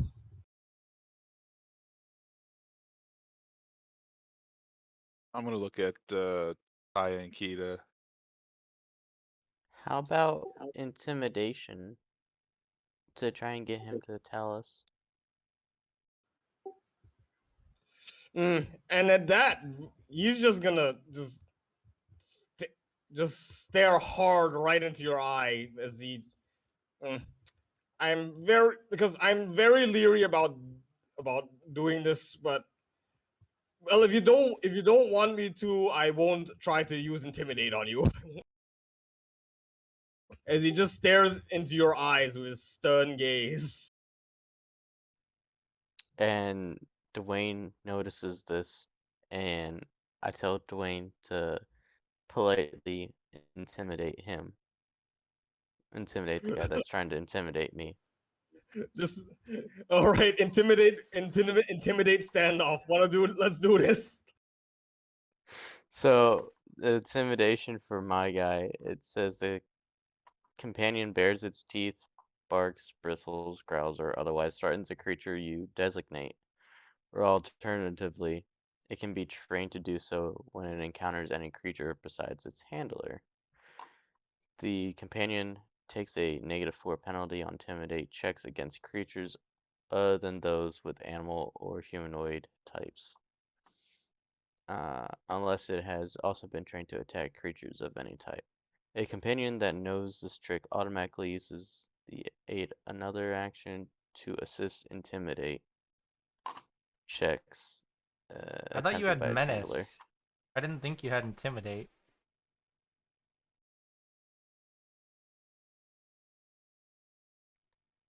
Was I wrong? Uh,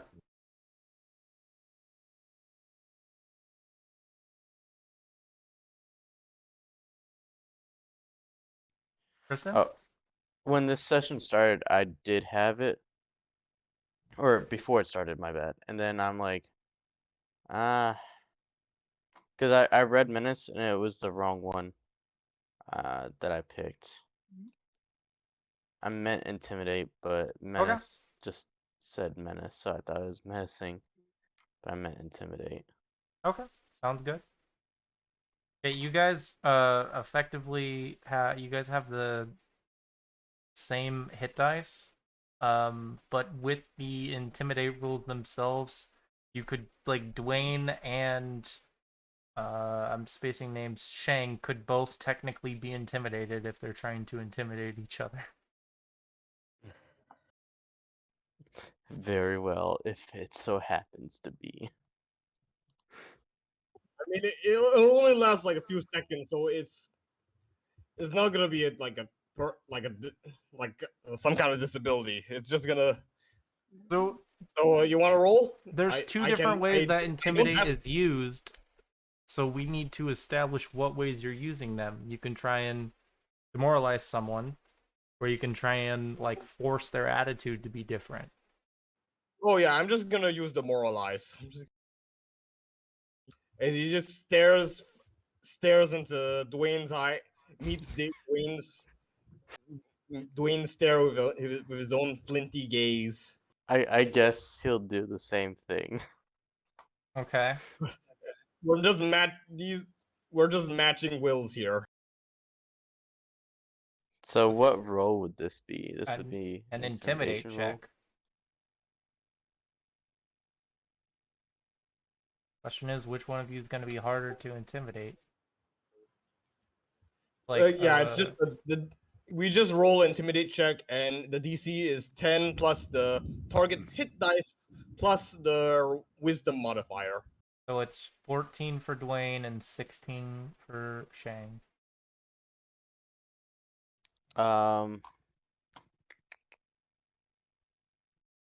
You guys can roll.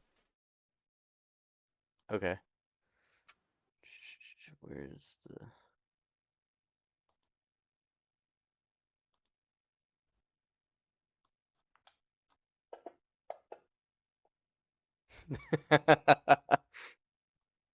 That's great. Just because this is the first time I've seen a roll on here.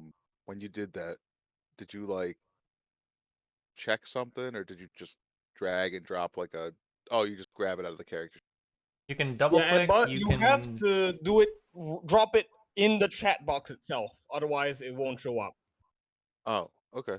You can also add things to your hotbar, and then when you've added them to your hotbar, you can just click it, and it'll automatically throw it out there.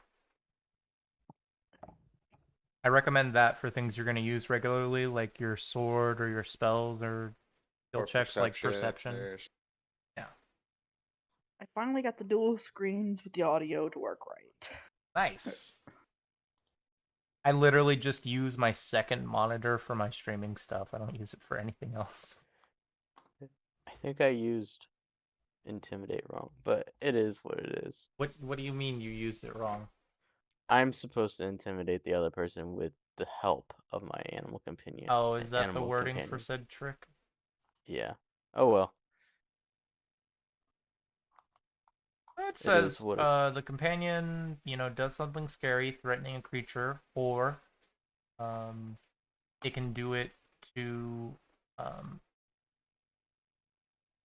yeah, it just says it can do that to a designated creature, or if you can tell it to do it to anyone who approaches that isn't you. And it says that it can use aid another.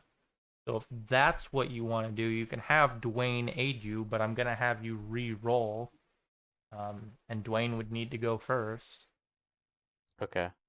I am throwing a diplomacy out there, basically saying, listen, guys, it seems like he has a vested interest finding out what we know, and we have a lot of leeway that Curse granted us.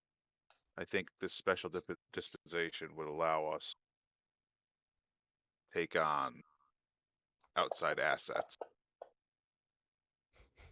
Okay, Dwayne hasn't helped you. And just so we're all on the same boat here, as Tristan gets his proper roll out there, like, while mechanically you can actually use social skills to influence your party members, this is really just supposed to be a representation of like the intensity and the effects of the argument that's taking place. So clearly, Taya thinks Shang is being scary, and Shang thinks Taya's being scary, and Vorax trying to be diplomatic in the middle. So. He just kind of he is forced to admit to himself that okay, this airhead does have a bit of steel in them, as he's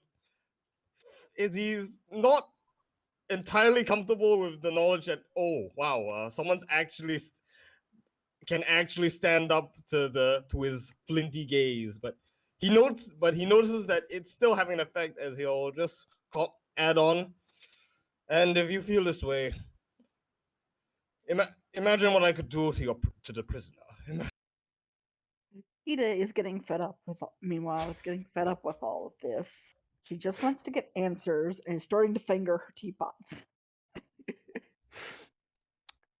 But as Taya Vorax, hides behind Dwayne. but once he's gotten the point across, though, he will just bow low to Taya.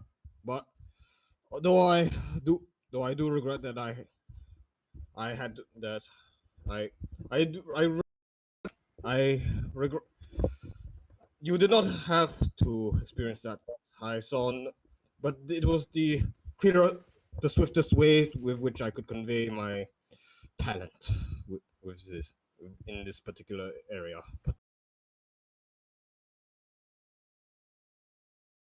Can we please just get answers?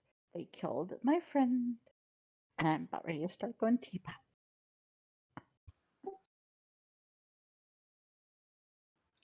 he'll just look down at Taya, but at no Kita, but he just says, and he doesn't dignify that with a response, as he'll just look over to Vorag and just and thrust his chin over at the door.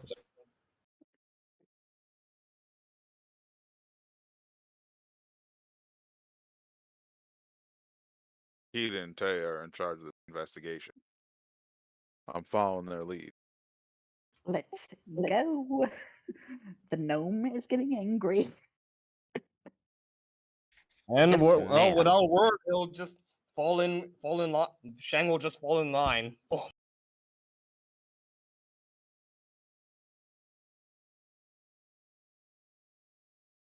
It leads the way to the prisoner, wherever that may be.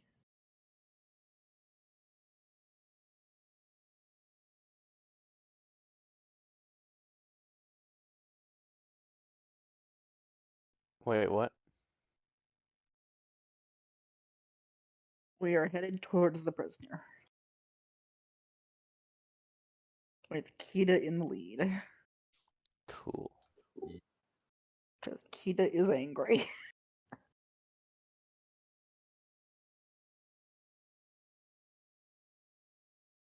Oh shit. I'm glad you're angry. That was me shitting. That's totally what it was.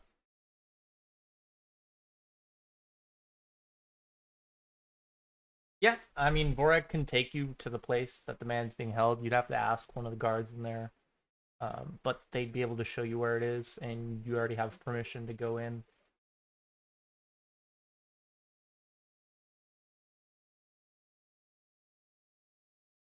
And when you guys get in there, you see Duktani. He's in one of the holding cells, and these are pretty basic holding cells. The ones that he's in, all it has is the bed frame, and like a shitty straw bed, and that's it. Three stone walls, and then a wood roof and a metal gate for the wall that you're approaching from.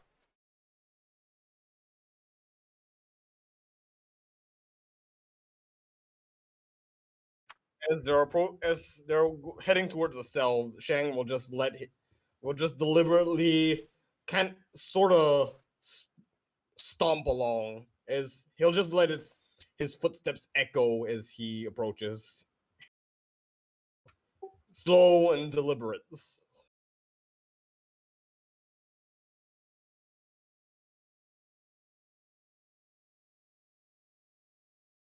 You never would have thought you'd hear a gnome growl, but you can now hear it coming from Kita. And if And you can tell why she lives in a volcano now. She's 'Cause hot-blooded. Hot-blooded. she is no longer the friendly, happy-go-lucky little gnome. okay, so are we just gonna talk to him from outside the cell, or are we being let in? Yeah, you're basically being let in by the guard that's in the room where all these prison cells are. Right. First things right. So Shang is just gonna walk over until he's close enough that his shadow is completely over Daktani, as he looks down imperiously at him. But he's not saying anything yet. Ada is all but standing on this half-orc's feet, And looking up at him. Taya is standing in front of um in front of Dwayne, just like kind of menacing, just like crossing her arms, making a mean mug. That's fair. All right, you. I want answers.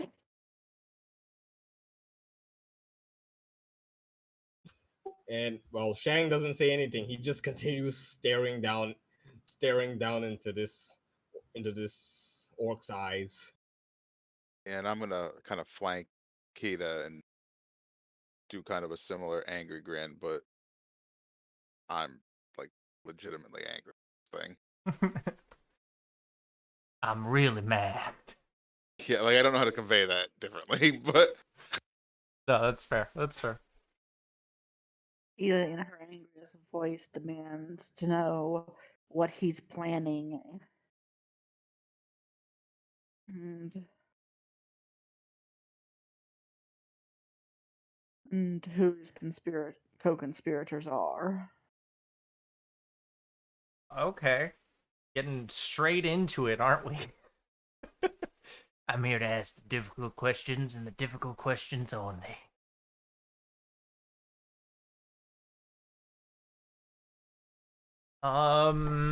He doesn't look too good. He looks a little bit more battered than you guys remember him being.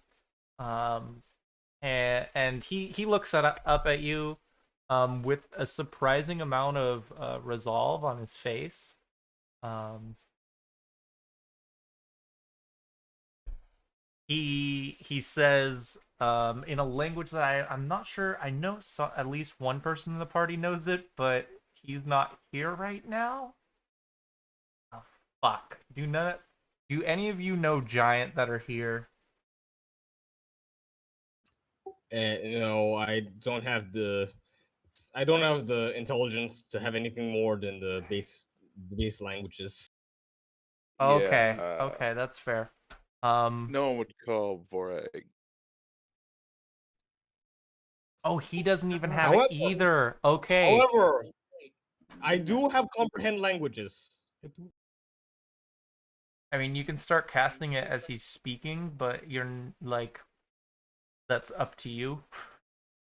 Oh yeah, the moment he hears the unfamiliar tongue, he just frowns. He just remembers. Oh right, I'm in barbarian land, and he'll just quickly just hold, clasp the holy symbol I- or holy symbol around his neck. I Katana have interspersed with a sword, and just held on. I have I put points in linguistics. So you can attempt linguistics, but it's actually fairly hard to try and pick up someone who's speaking to you doing that. Like, you can only pick up like, depending on how it's being done, either so much of the conversation or so much in a time frame. I'll let you try, but I'll tell you right now, it's very hard.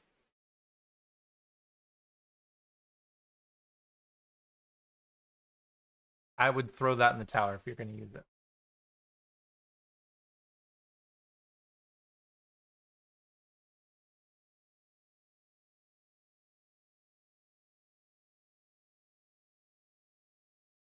Okay.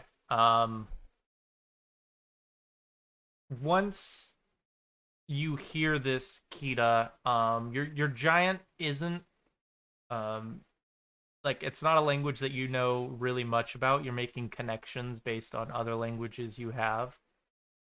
The closest probably being like Dwarvish, honestly. You don't really have anything close to it, so you're making like an analog of an analog.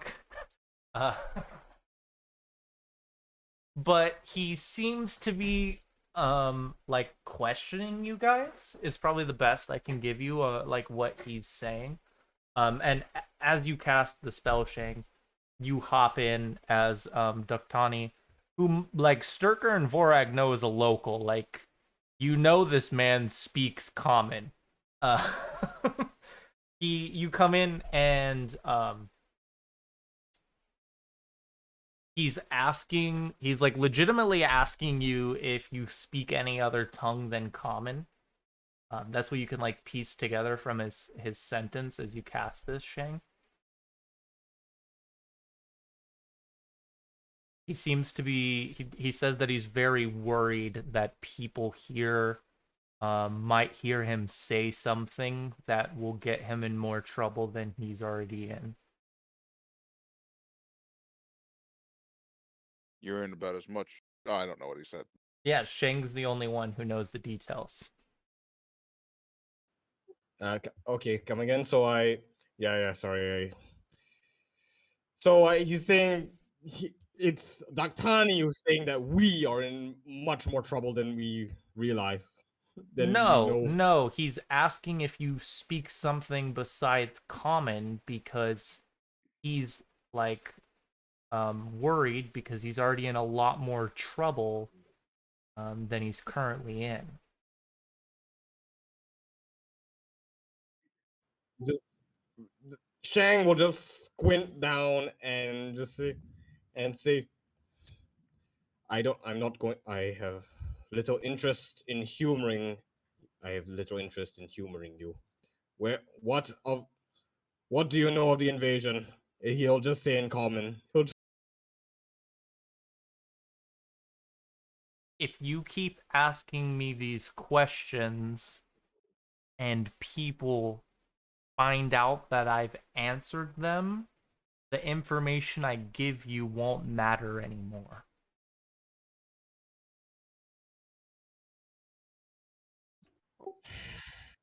What did he say in that language? He'll just groan, but he'll groan in frustration, but he inside he acknowledges that yes, that does make sense. As he'll look over to the others who, and he'll ask, do the rest do you and do any of you speak tongues besides the trade tongue? I Or I would fish. I know one other language, and then he'll just switch to Infernal. But I don't think you understand. Any of you understand this? I speak Dwarven, Gnome, Elven, Draconic, and Sylvan. I speak Auroran. Just I Orcish. think Okay, in Dwarven Kita, you, and obviously like Shang can understand this too. You hear Duktani say,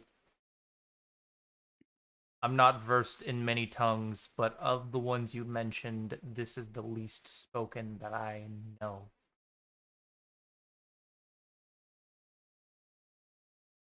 What is going on? Who are you working with?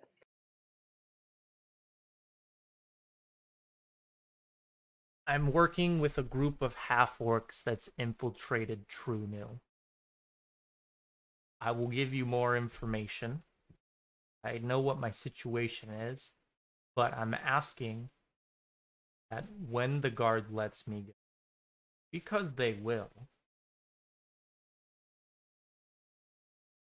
that there isn't any harassment of me publicly. I expect you to come to me with more questions, even if I give you everything, but I would appreciate it if my name isn't tarnished any more than it is. I won't pretend to Doing have this. much love for this place, but if I do have to remain here, I would like it to be as untainted as possible.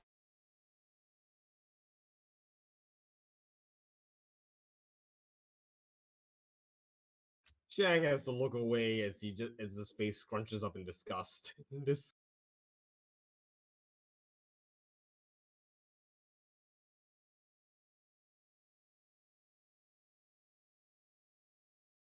I can make no promises. I cannot speak for all. What are they planning? If you can't make any guarantees, I don't believe I have anything to say. Things that you could do I to will me, or speak to them. I'll be here.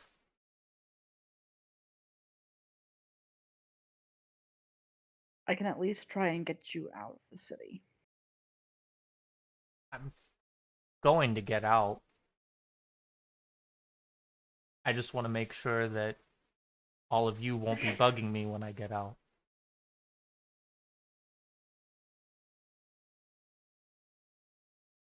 Then he looks over at Borag. Like, in common, he's like, maybe you should have a conversation with your friends. Gestures towards the two he's been talking with. And I spit right in his face. You killed our friend. if we want to get into technicalities, Diktani didn't have anything to do with the death of your friend. I mean, technically he did because he associated with the troll, which the troll killed him. He was having a conversation in a public place where It's guilty violence by ensued. association. Like, the argument I'm having right now is a big part of why he's gonna get away, because like even though he was associating with a troll and is probably most certainly almost completely undeniably at fault for something big that's about to happen, he has a decent enough case that like they can't just string him up. So when you spit on him, Vorag, and then Kita makes that comment, you see him wipe his face off, and he just gets up from his bed and he goes and he moves a few feet over so that he's standing against the back wall, and he just puts his hands in his pockets. It What'd he takes a say? minute to collect ourselves.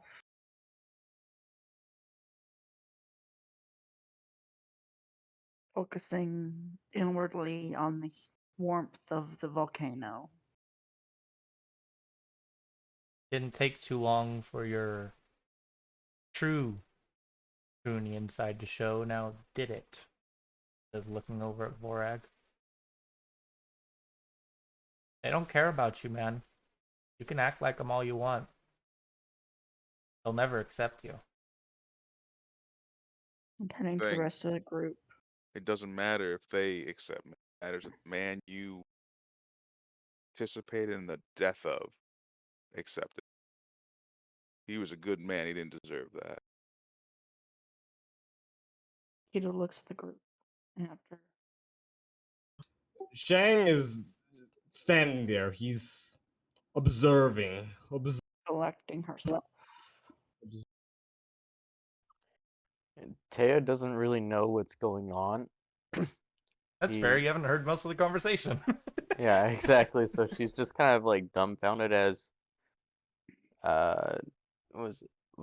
Vorag spit in his face, and Oh, I still obviously don't I know what he know. said either. Like, Peter speaks up. He has information and has made a request. He doesn't wish. He will give us the information. But if he has to remain here in the city, does not wish to be harassed, because they will let him go, while he, due to his conversation with the flood troll, conspiring with it, led to the death of Vardis. He was not the one who directly killed Vardis. They will have to let him go.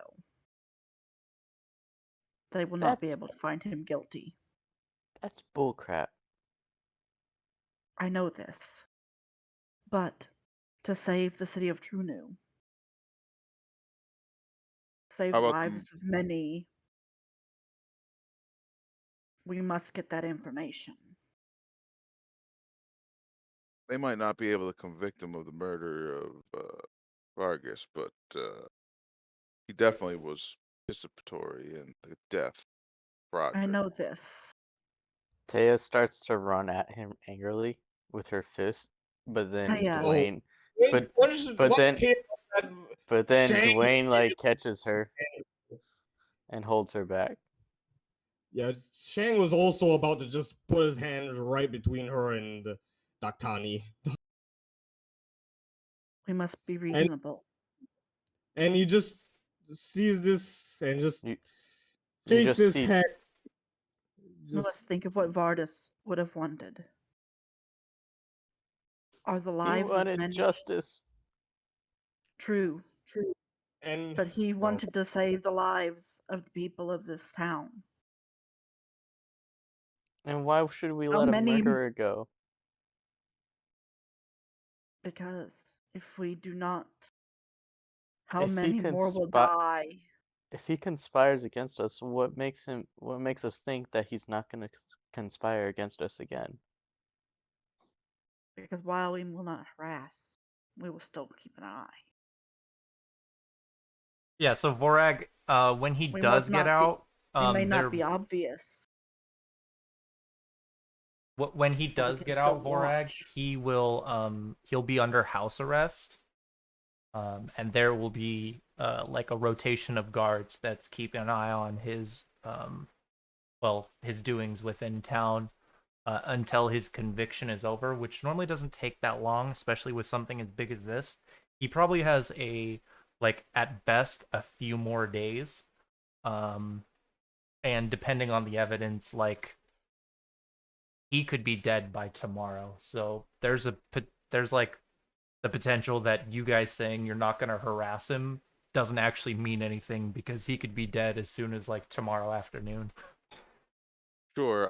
I guess I'm wondering so he's actually going to be convicted theoretically just for the Reason. being implicated in Roderick's death.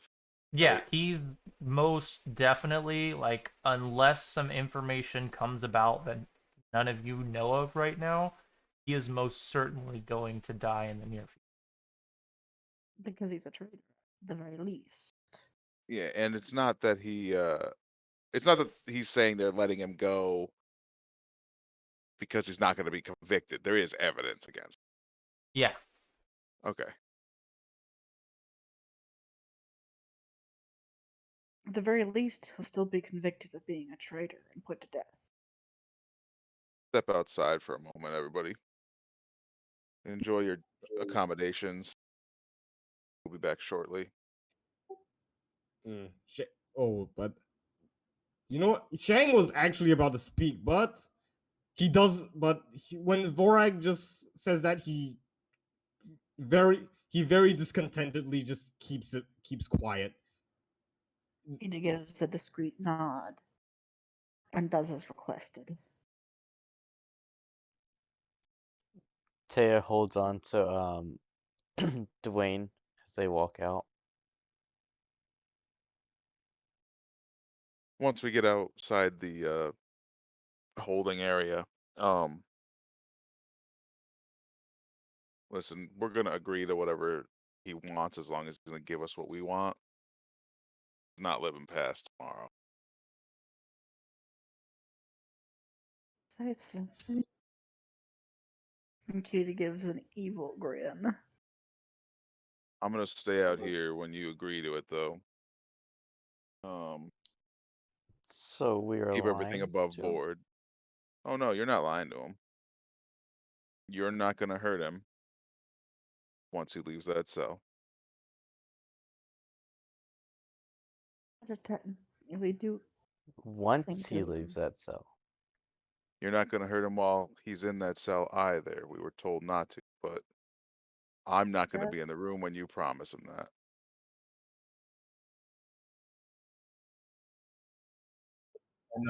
While he's sitting out here, while they're all out here, Shang is just mulling over all the information he's just quietly been listening to as he tries to construct a way to pierce through the Daktani's recalcitrance. And first things first, as he pieces together that the guy's probably gonna be executed, he will search through his understanding of faith and religious scripture, the fate of traitors and betrayers in the afterlife.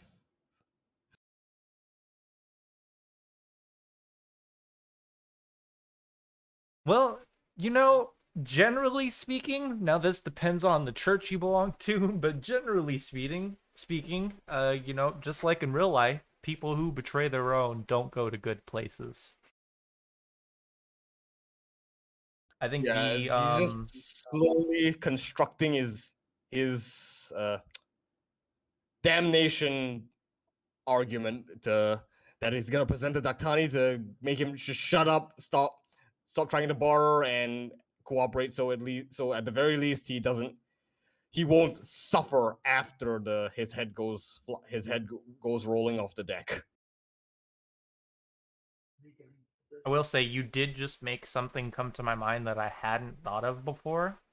I have to assume in this setting that there are like different like subsects of religion. So there's probably like, you know, like a version of like Shellan worshippers that only see like combat as a way to find beauty, right? Or like people who worship Surenre who don't believe in redemption, you know, stuff like that. Oh, I think there might actually be people. There might actually be sects that do that in the lore. Yeah, there's probably a lot of cults that are like in that. I'm not even doing like thinking cults. I'm just saying like people who follow, like in real life, people who follow a religion, but there's different sects of them. There's people who have different beliefs within that religion. Like Christian, Baptist, Pentecostal, it's all like that. Yeah. I mean, I imagine not as developed since this is a fantasy setting, but it just when we started talking about like what Shang's thinking of, I was like, oh God, I never thought of this. You could totally have like a. I mean, you could. I always thought of the implication that like you could have two people from different religions like go back and forth and be like, well, really, this is the way life should be because my God says it should be this way. But now you can.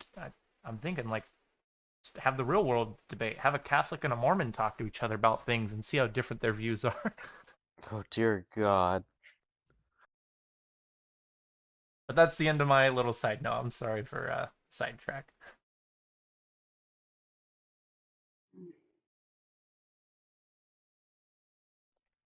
I'm just saying, he already looks beat up.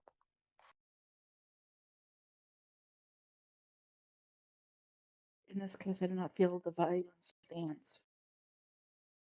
It will get us nowhere. I do sincerely hope none of you are considering violence. It is graceless. It is. It, It's obvious someone has already tried to beat the answers out of him.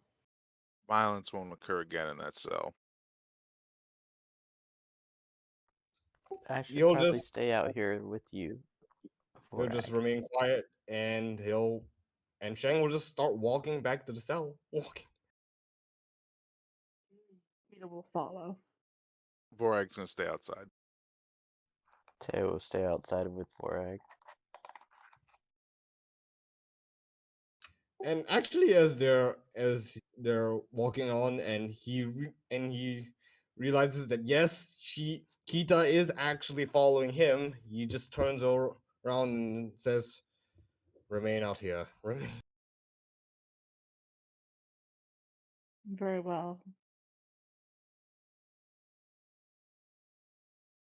At least one of us has to go in. We can't leave this up to a foreigner.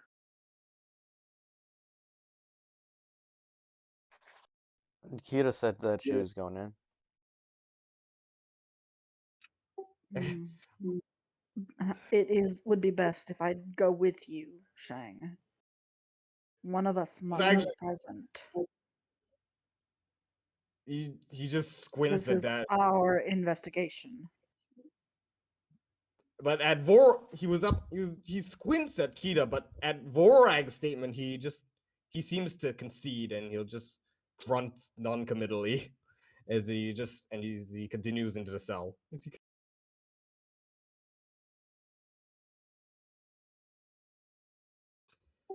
And there, once he is face to face with that Tani, he'll walk up to him until he's like there's like a 5 foot space between them, and he'll look into it, maintain eye contact for a few moments, and then ask, "Are you a mortal of faith? Are you?"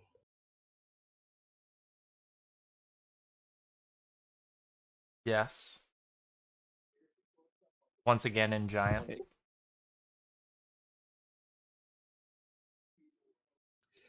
He will not. He will not. He will nod slowly at that and quietly do a little bit of pacing around the cell. And what? And in the sermons you have been audience to, have you ever been had the fate of traitors and betrayers described to you? Now, you might find this shocking, but I haven't been to too many sermons. I do think I have an idea of what you're referring to, though.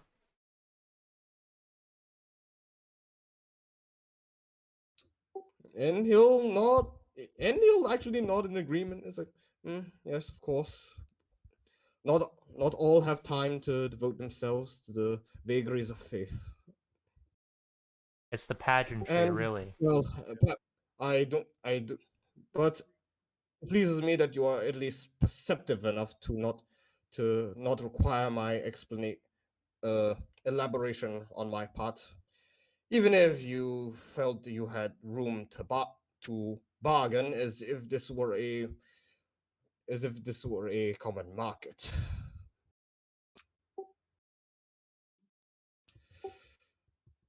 The law, the laws of this place may have room to acquit you of your actions, your regardless of your intentions. But the gods, they see they see they see your deeds, they see your intentions, and and well, I I confess, I do not know what they have to think if you go before them now without even attempting to atone for your treachery, however indirect. Right? If you would humor me for a moment, I have a pantheon I would ask for you to recall, at least if you have any knowledge of them. They're quite famous around here. Of course, you know, you're in the hold of Belkson. Place is run by orcs. Have their own pantheon. Those are the gods I worship, and as far as they're concerned, the only wrong thing I've done is giving you the little bit of information I have so far. I'm willing to do this because it'll make the last few moments of my life slightly more convenient. Now, if we aren't bargaining, I don't have to do that because the gods I have are smiling on me.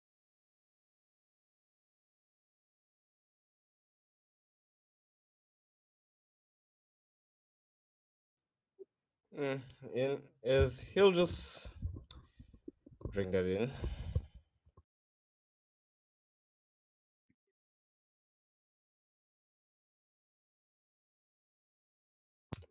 I see. Although I am curious. Although hum, pa- I've humored you for a moment. I now I request that you humor me. Do you believe they care about you? Do you believe? As much as any other god.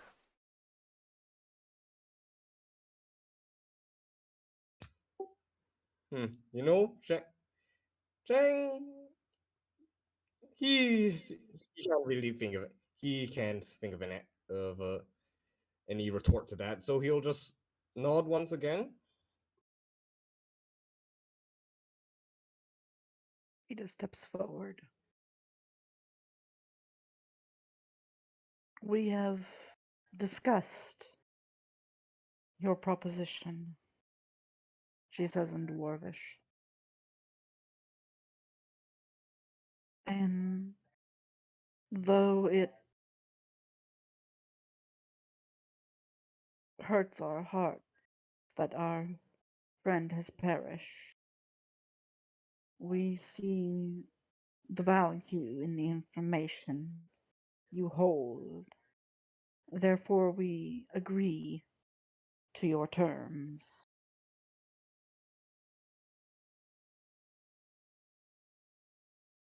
Well, with all of that out of the way, chuckles just for a moment. My apologies. Where should we get started? We wish to know with whom you are working with and what are they planning.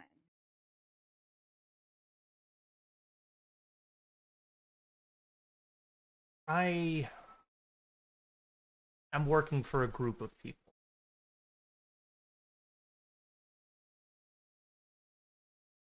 There's a tribe around here that has a vested interest in the fall of Trumo, and I've been helping a contact of theirs. His name's Screed Gorewillow, a half-orc. He had a handful of them staying in the town for a while. I've been passing information about ongoings within the town to Screed and later on to the girl I was talking with and her sister during the nights I would sneak out. They rotate, so tonight, when I don't show up, her sister might suspect something. Not that I haven't shown up in the past, sometimes I can't make it. Not always a possibility. But if you left the body down there, then she's gonna know something's up. Don't know what that will mean, but I imagine it will be bad for all of us.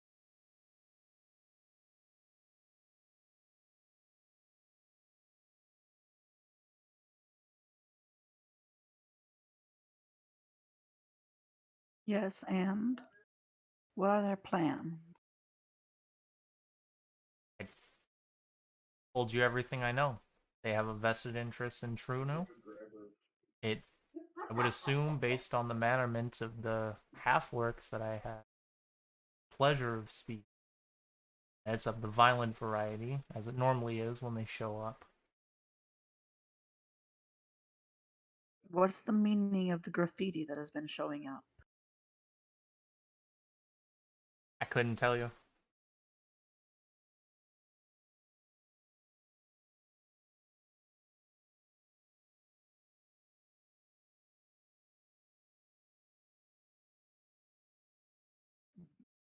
Where can we find this screed? I never chose where me and Screed met. I'd show up for my appointments with one of the trolls. Sometimes Screed was there.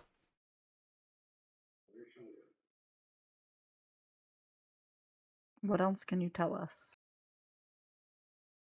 That's all I have. And well, just and well, at that Shang will just scrutinize every word, repeating it in his mind, just try and find any inflection that might suggest he's either lying or omitting something. Can I roll sense motive? Yeah, that's fair. As well as suspicious that he's not telling her something. Okay. And well, I get to add half my level to the check, and I haven't included it in the miscellaneous. I think with the level, I'll just add it in the mod in the in the mod in the bottom left modifier. What's the logic behind that? Uh, less so I can just calculate on the spot less. So in case I forget to update, because there's I have a few things that are just kind of much together. I can add it straight into the sheet itself if you want me to. I'm just curious. You don't have to. It's not seeing the dots, which is why I asked. Yeah. It was a toss up. It was a 50-50 for me anyway, but same result. It leads to the same result.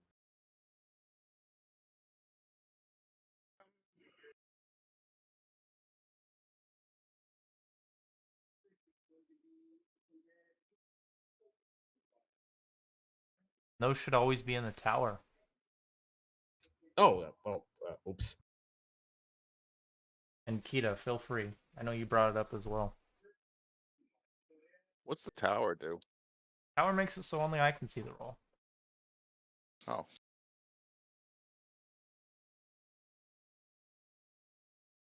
Okay, Shang. I would say, based on the way he's responded when it comes, and I tried to make this obvious so you didn't.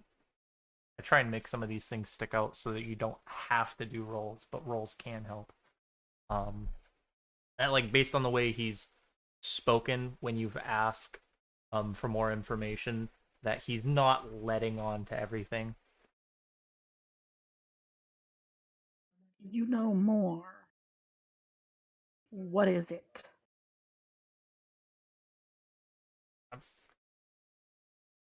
I already told you everything you need to know. We didn't No. ask everything we need to know. We asked what you know. A fan of tattoos. Like all kinds of body modification. So what is it? One of my favorite aspects, the half-orcs I had the pleasure of spending my time with, was the amount of body tattoos, especially Screed, covered in them.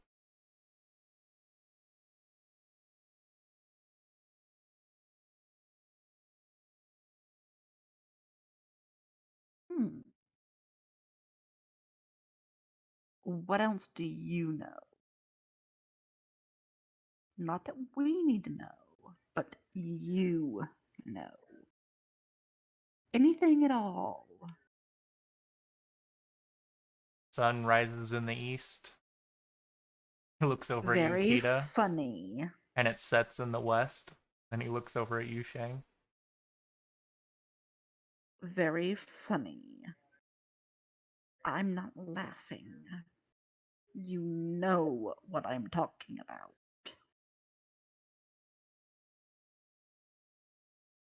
And Kita growls at him.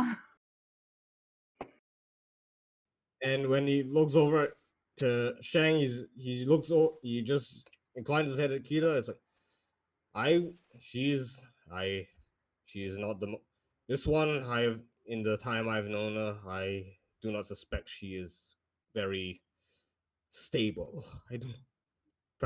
Perhaps you should save the jokes for another.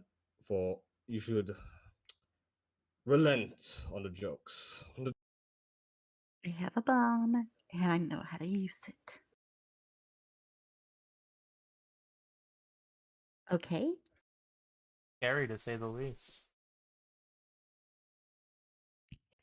I honestly feel like the only thing that I wouldn't wasting your time by telling you is that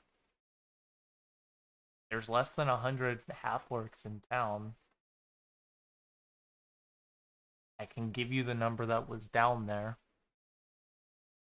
You only have to find that many.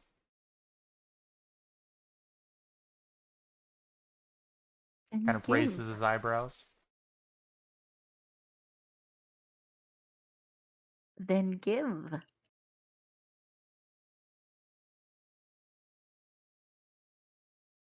Altogether, there was a dozen of them, with the exception of Screed. He didn't stay at the location for any length of period of time like they did. There were two different shifts that rotated out, half a dozen at a time.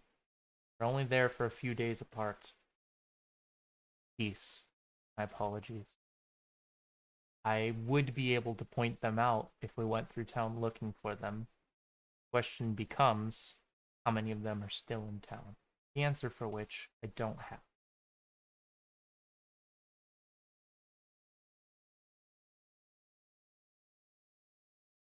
And you're absolutely sure that's all you know about the matter?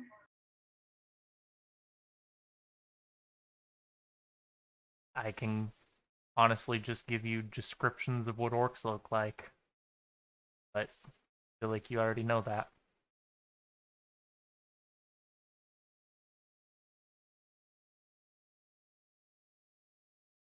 Some tint of green, prominent canines, normally darker hair. Oh, that reminds me. Breeds. Very dark blonde.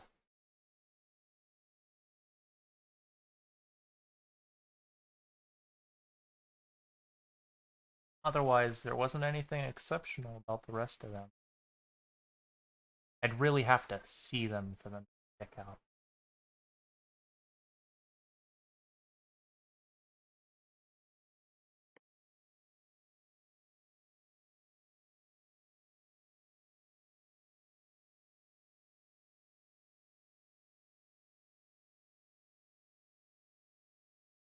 And We'll you're just oh, go on. definitely sure that's everything, because I'd hate for us to have tea together.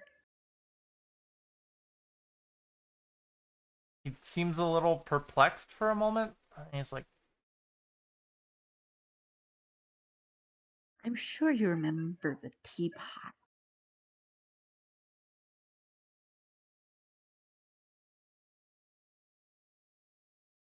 I gave you what I have, little one. Threaten me all you want.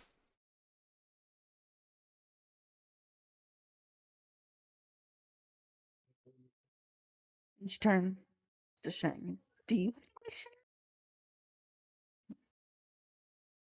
Personally, I thought we were beyond this, but I get it. He just looks. He just no. He just looks down at her like she's a. It's like, huh? Huh? And he just leaves. And he just. Okay. Have a nice day. Bye. And she leaves. He was. It seems this one was nothing more than a tendril. Hold that thought for a second. When they come out the door after start saying that, I walk into the holding area, and I presume there's like a bucket of water or something that they use to give him drinks should they need to. Yeah. I'm gonna pick that up and pour it on his bedding and leave.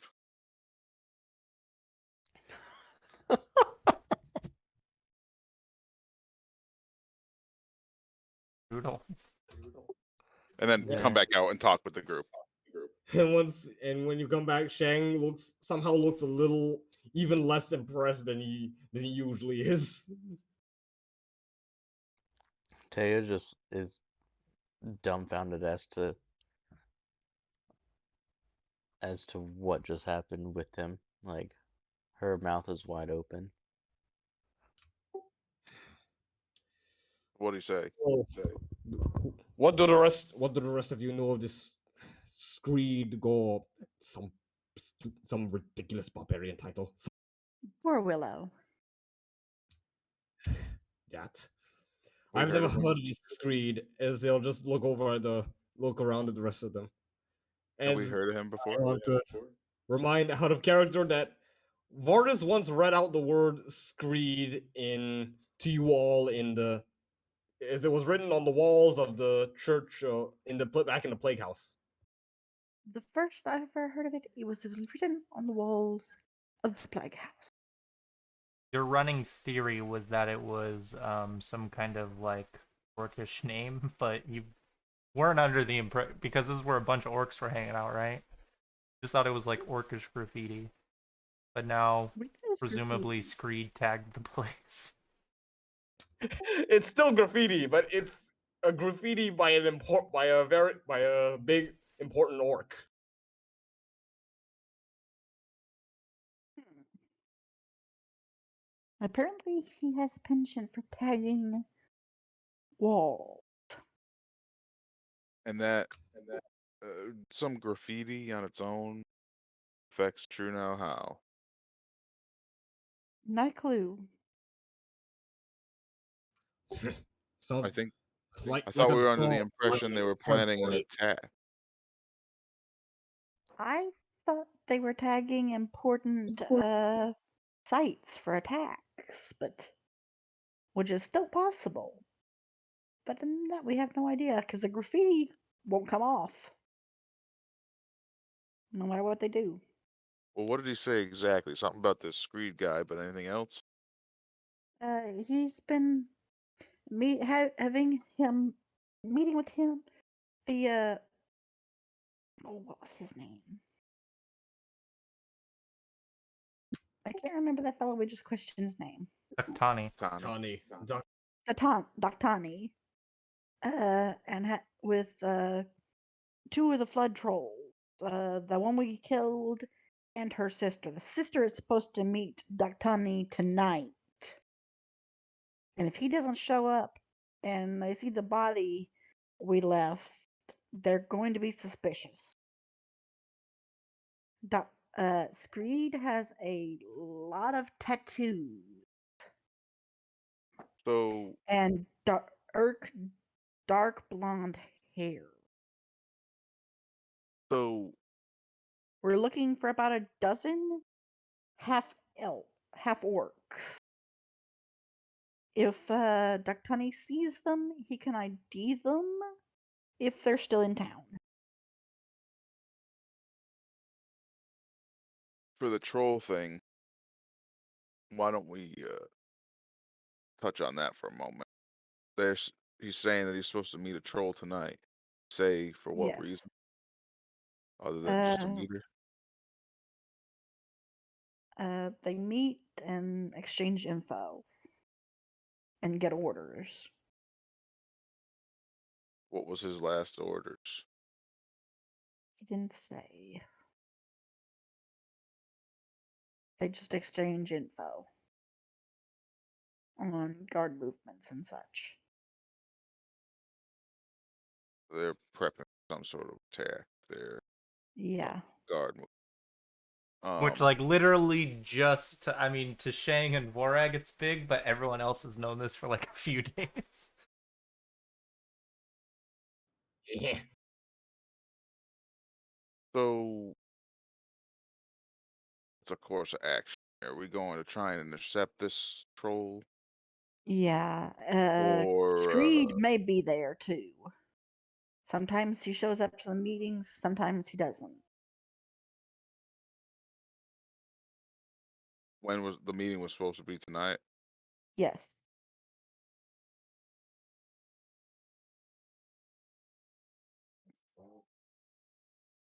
Did run this past curse?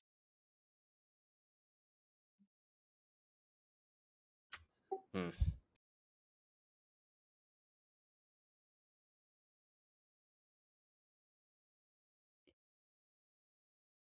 Hello? Howdy. I Yeah. am back. I honestly Okay. didn't know you left. I'm sorry. Yeah, we should run this information past curse. Yeah. Have there been like a significant number of half orcs grouping around that are out of the ordinary in town? So here's the problem with that. We talked about this actually quite a few sessions ago. Half orcs show up in town regularly. Like Yeah. there's a lot of half orcs that come from up north because you guys are in like the southern part of Holdebelkson. There's a lot of them that come from up north, fleeing their tribes. Because half orcs, while they are treated bad in True New, they're generally treated worse in their orcish tribes.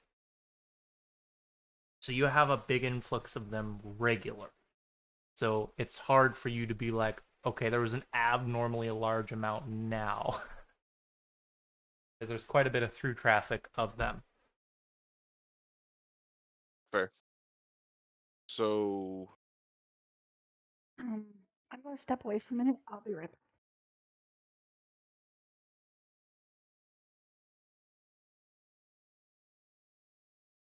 I'm gonna go try and find Curse.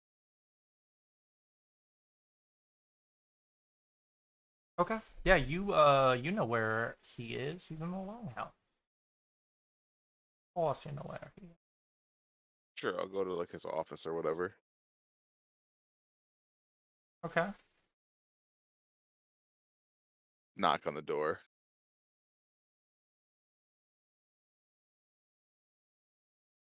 Okay, he tells you to come in. Hey, Cursed, we finished interrogating Doctani over in the cells. Just so you know, he looked before we even got there. He looked a little bit worse for wear. I don't know who was on guard duty today, but so you know, the information we got from him, he's been passing information about the guard routes to some troll, one that we killed, or the one that they other investigators killed before they came back to town with him. And apparently, that troll has a sibling he was supposed to meet tonight. Sibling's gonna know something's up because they left the body there.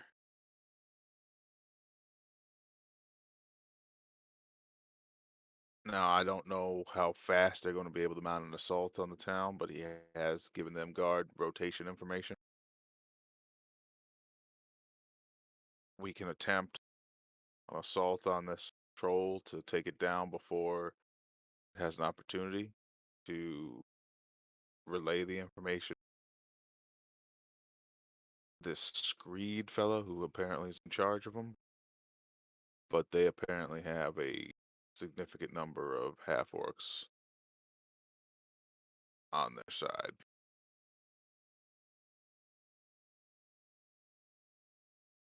It'll only take a few hours for me to reach out to all of the guards and have us adjust our patrols. That shouldn't be an issue. The body, how hard would... Have you talked to them about it? It's gonna be hard to transport. We can remove it. I don't know if the intention is to remove it or to lay in wait and strike down the other sibling.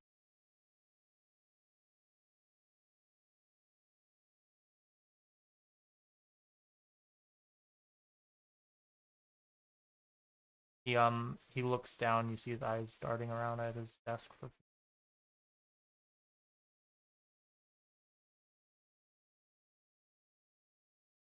I can increase the watches on the southern shelf once again. Come back to me when you figure out what the rest of the detective says, raising an eyebrow, plan on doing. Will do.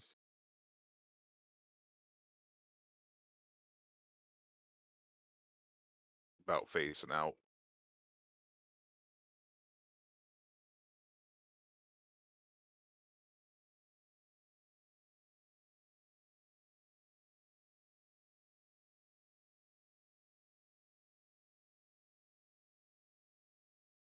And well, Shang doesn't leave the rest of the group. He just mulls over what he's learned.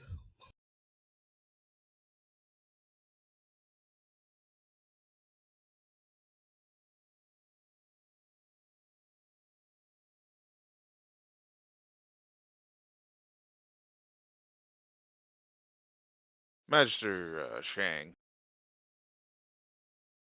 At this You, point, he's not even gonna bother. He can't. He's realized that it's not what. it's a lost cause. Correct. Yeah, it's a Sorry lost about cause. that. What I missed. Um, Magister Shang, He just you don't have he just you don't have an emotional interest in this situation. Mm, What would your take be on our course of action? reg- regarding seeking out the. You mean seeking? You refer to seeking out the ones the prisoner was meant to meet with. Yeah, do you think it's a good idea to try and ambush it, or do you think it's a good idea to set up the defense of this here town, and eventually they're gonna come calling and we're gonna need to answer? He'll nod. How far away was the location? How far?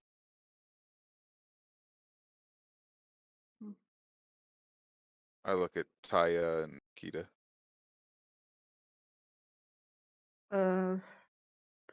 I'm sorry, what did I miss? Not much. I went and told Curse about the troll and changing the guard rotations and doubling them up, and then I asked Shang what his opinion on the situation is. Should we go and try and ambush the other troll, or um, just kind of set the defenses up here in anticipation? Because he has no vested interest necessarily in the goings on of this town so much as just fighting the bad guys. You will consider this, and when the assault comes, a troll would be a vi- would be a vicious opponent within their ranks. There is great merit in pruning them he, here and now before true battle is joined. Yet facing a troll alone with just these numbers, he just as at the party uh, is no light matter.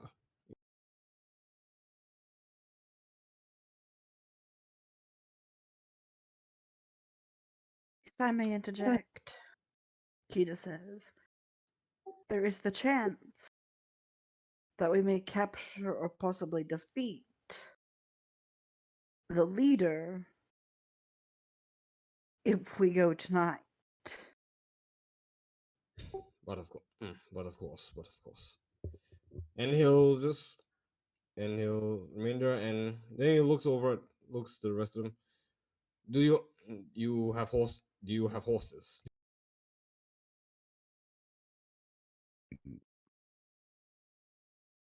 No. He'll nod but say nothing else.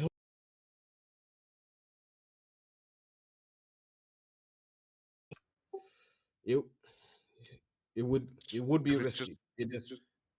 It cannot be denied, but there is great. But there is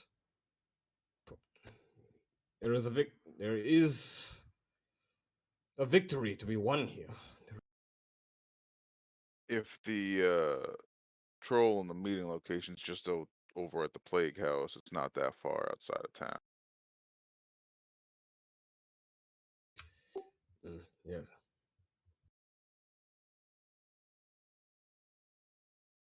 That's not bad. And Shang will just straighten up, square shoulders. If you have, if you wi- if you wish, my blade is at your disposal in seeing to this matter.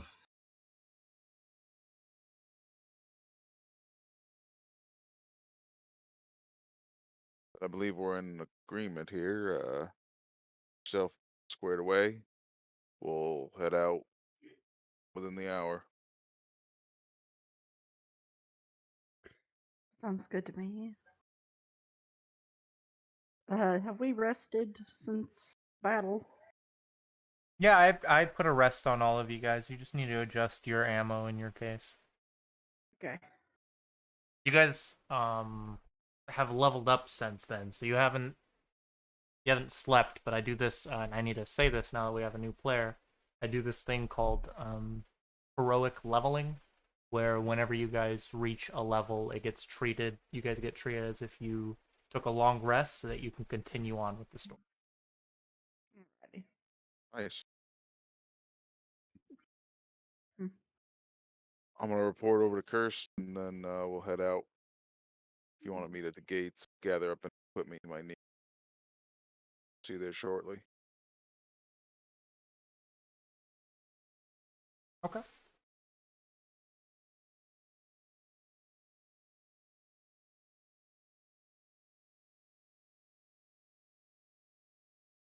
You guys gonna do a stakeout for the night? Yeah.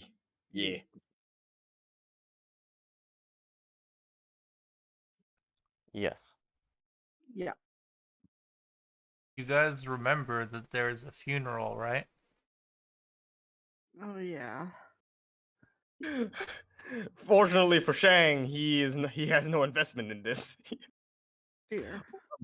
However, the rest of the party is another matter. How, from like from a standpoint of culture here, would it be like completely out of the realm of propriety to miss Roderick's funeral if it's in service of like town?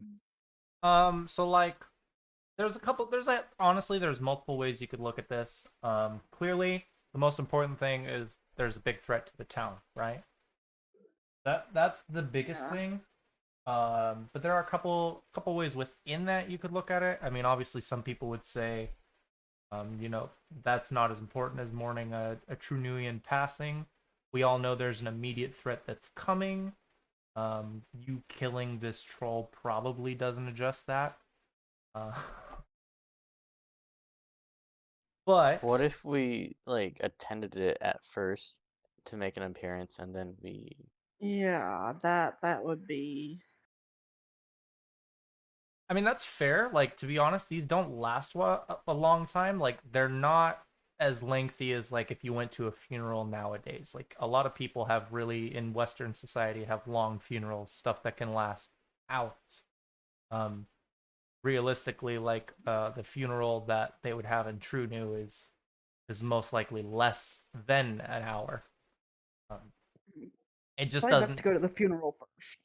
Yeah, let's go to the funeral. We'll bring our like stuff with us so that we can leave right from it, but we'll like hide it out of the way so that people aren't like, these guys, they're getting ready to leave town. I'm good with that. Yeah. Okay. It is a little early for the session for us to end, but I'm gonna ask that we do because once this funeral starts up, especially with the stuff you guys are talking about, it's gonna kind of kick off. So as opposed to us having a lot of overtime today, I'm just gonna ask that Yeah. we cut a little bit short. That's fine with me. All right, yeah.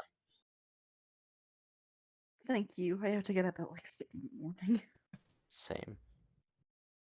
And I doubt anyone here has been keeping track of the time, but I do my best so that in the long term, if I am cutting stuff short or too long, that it ends up balancing out. Never have I really ever made it like perfectly, but that we generally end up spending an average 4 hours. I mean, technically, from from the sessions I've been to, it's always ended around 11:30. My time, Eastern time. Like I said, I Always do my been best. about 4 hours for me. And I keep a pretty fine note of when it ends. Like us chatting right now isn't an extension of the time that I'm charging you guys for. That would be if I did that, then there would be some games like fuck. There's some games where I'll sit in here for like another half hour chatting with people.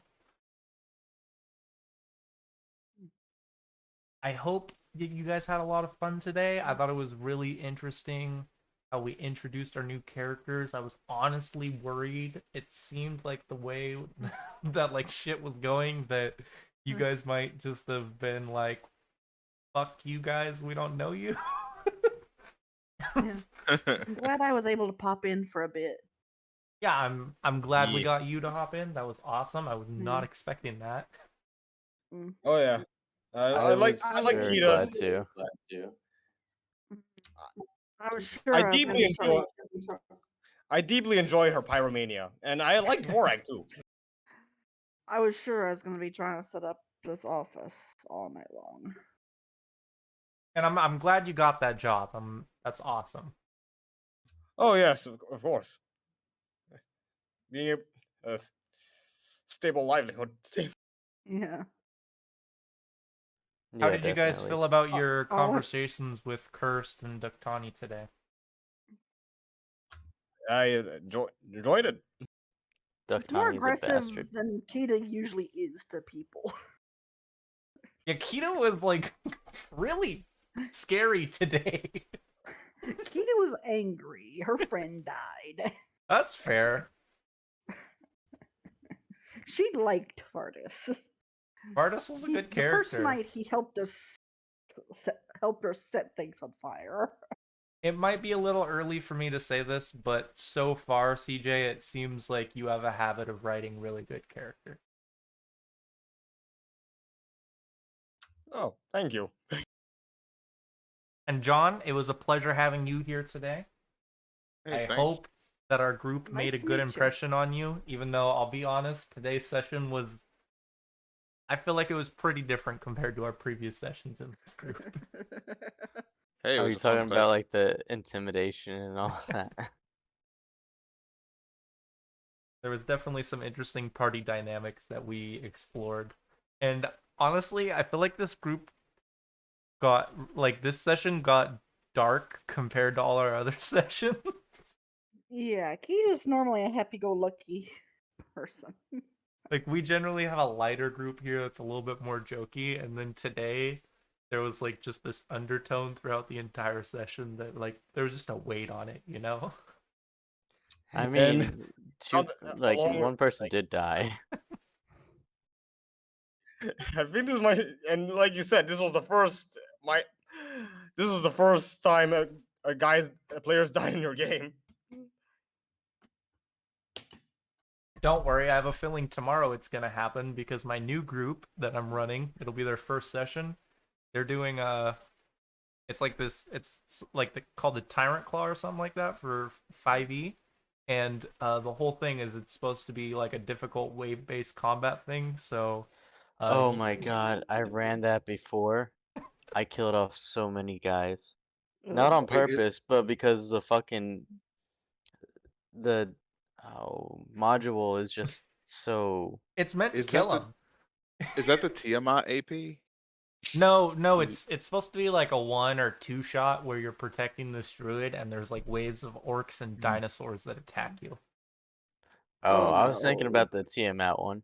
No. I just remember that playing. I played like a first level 5e game. I think it was in the Tiamat AP where you had to protect like a town, and Yeah. because you're level 1 and have like no hit points, Well, I you gotta They let y'all just die go. real fast.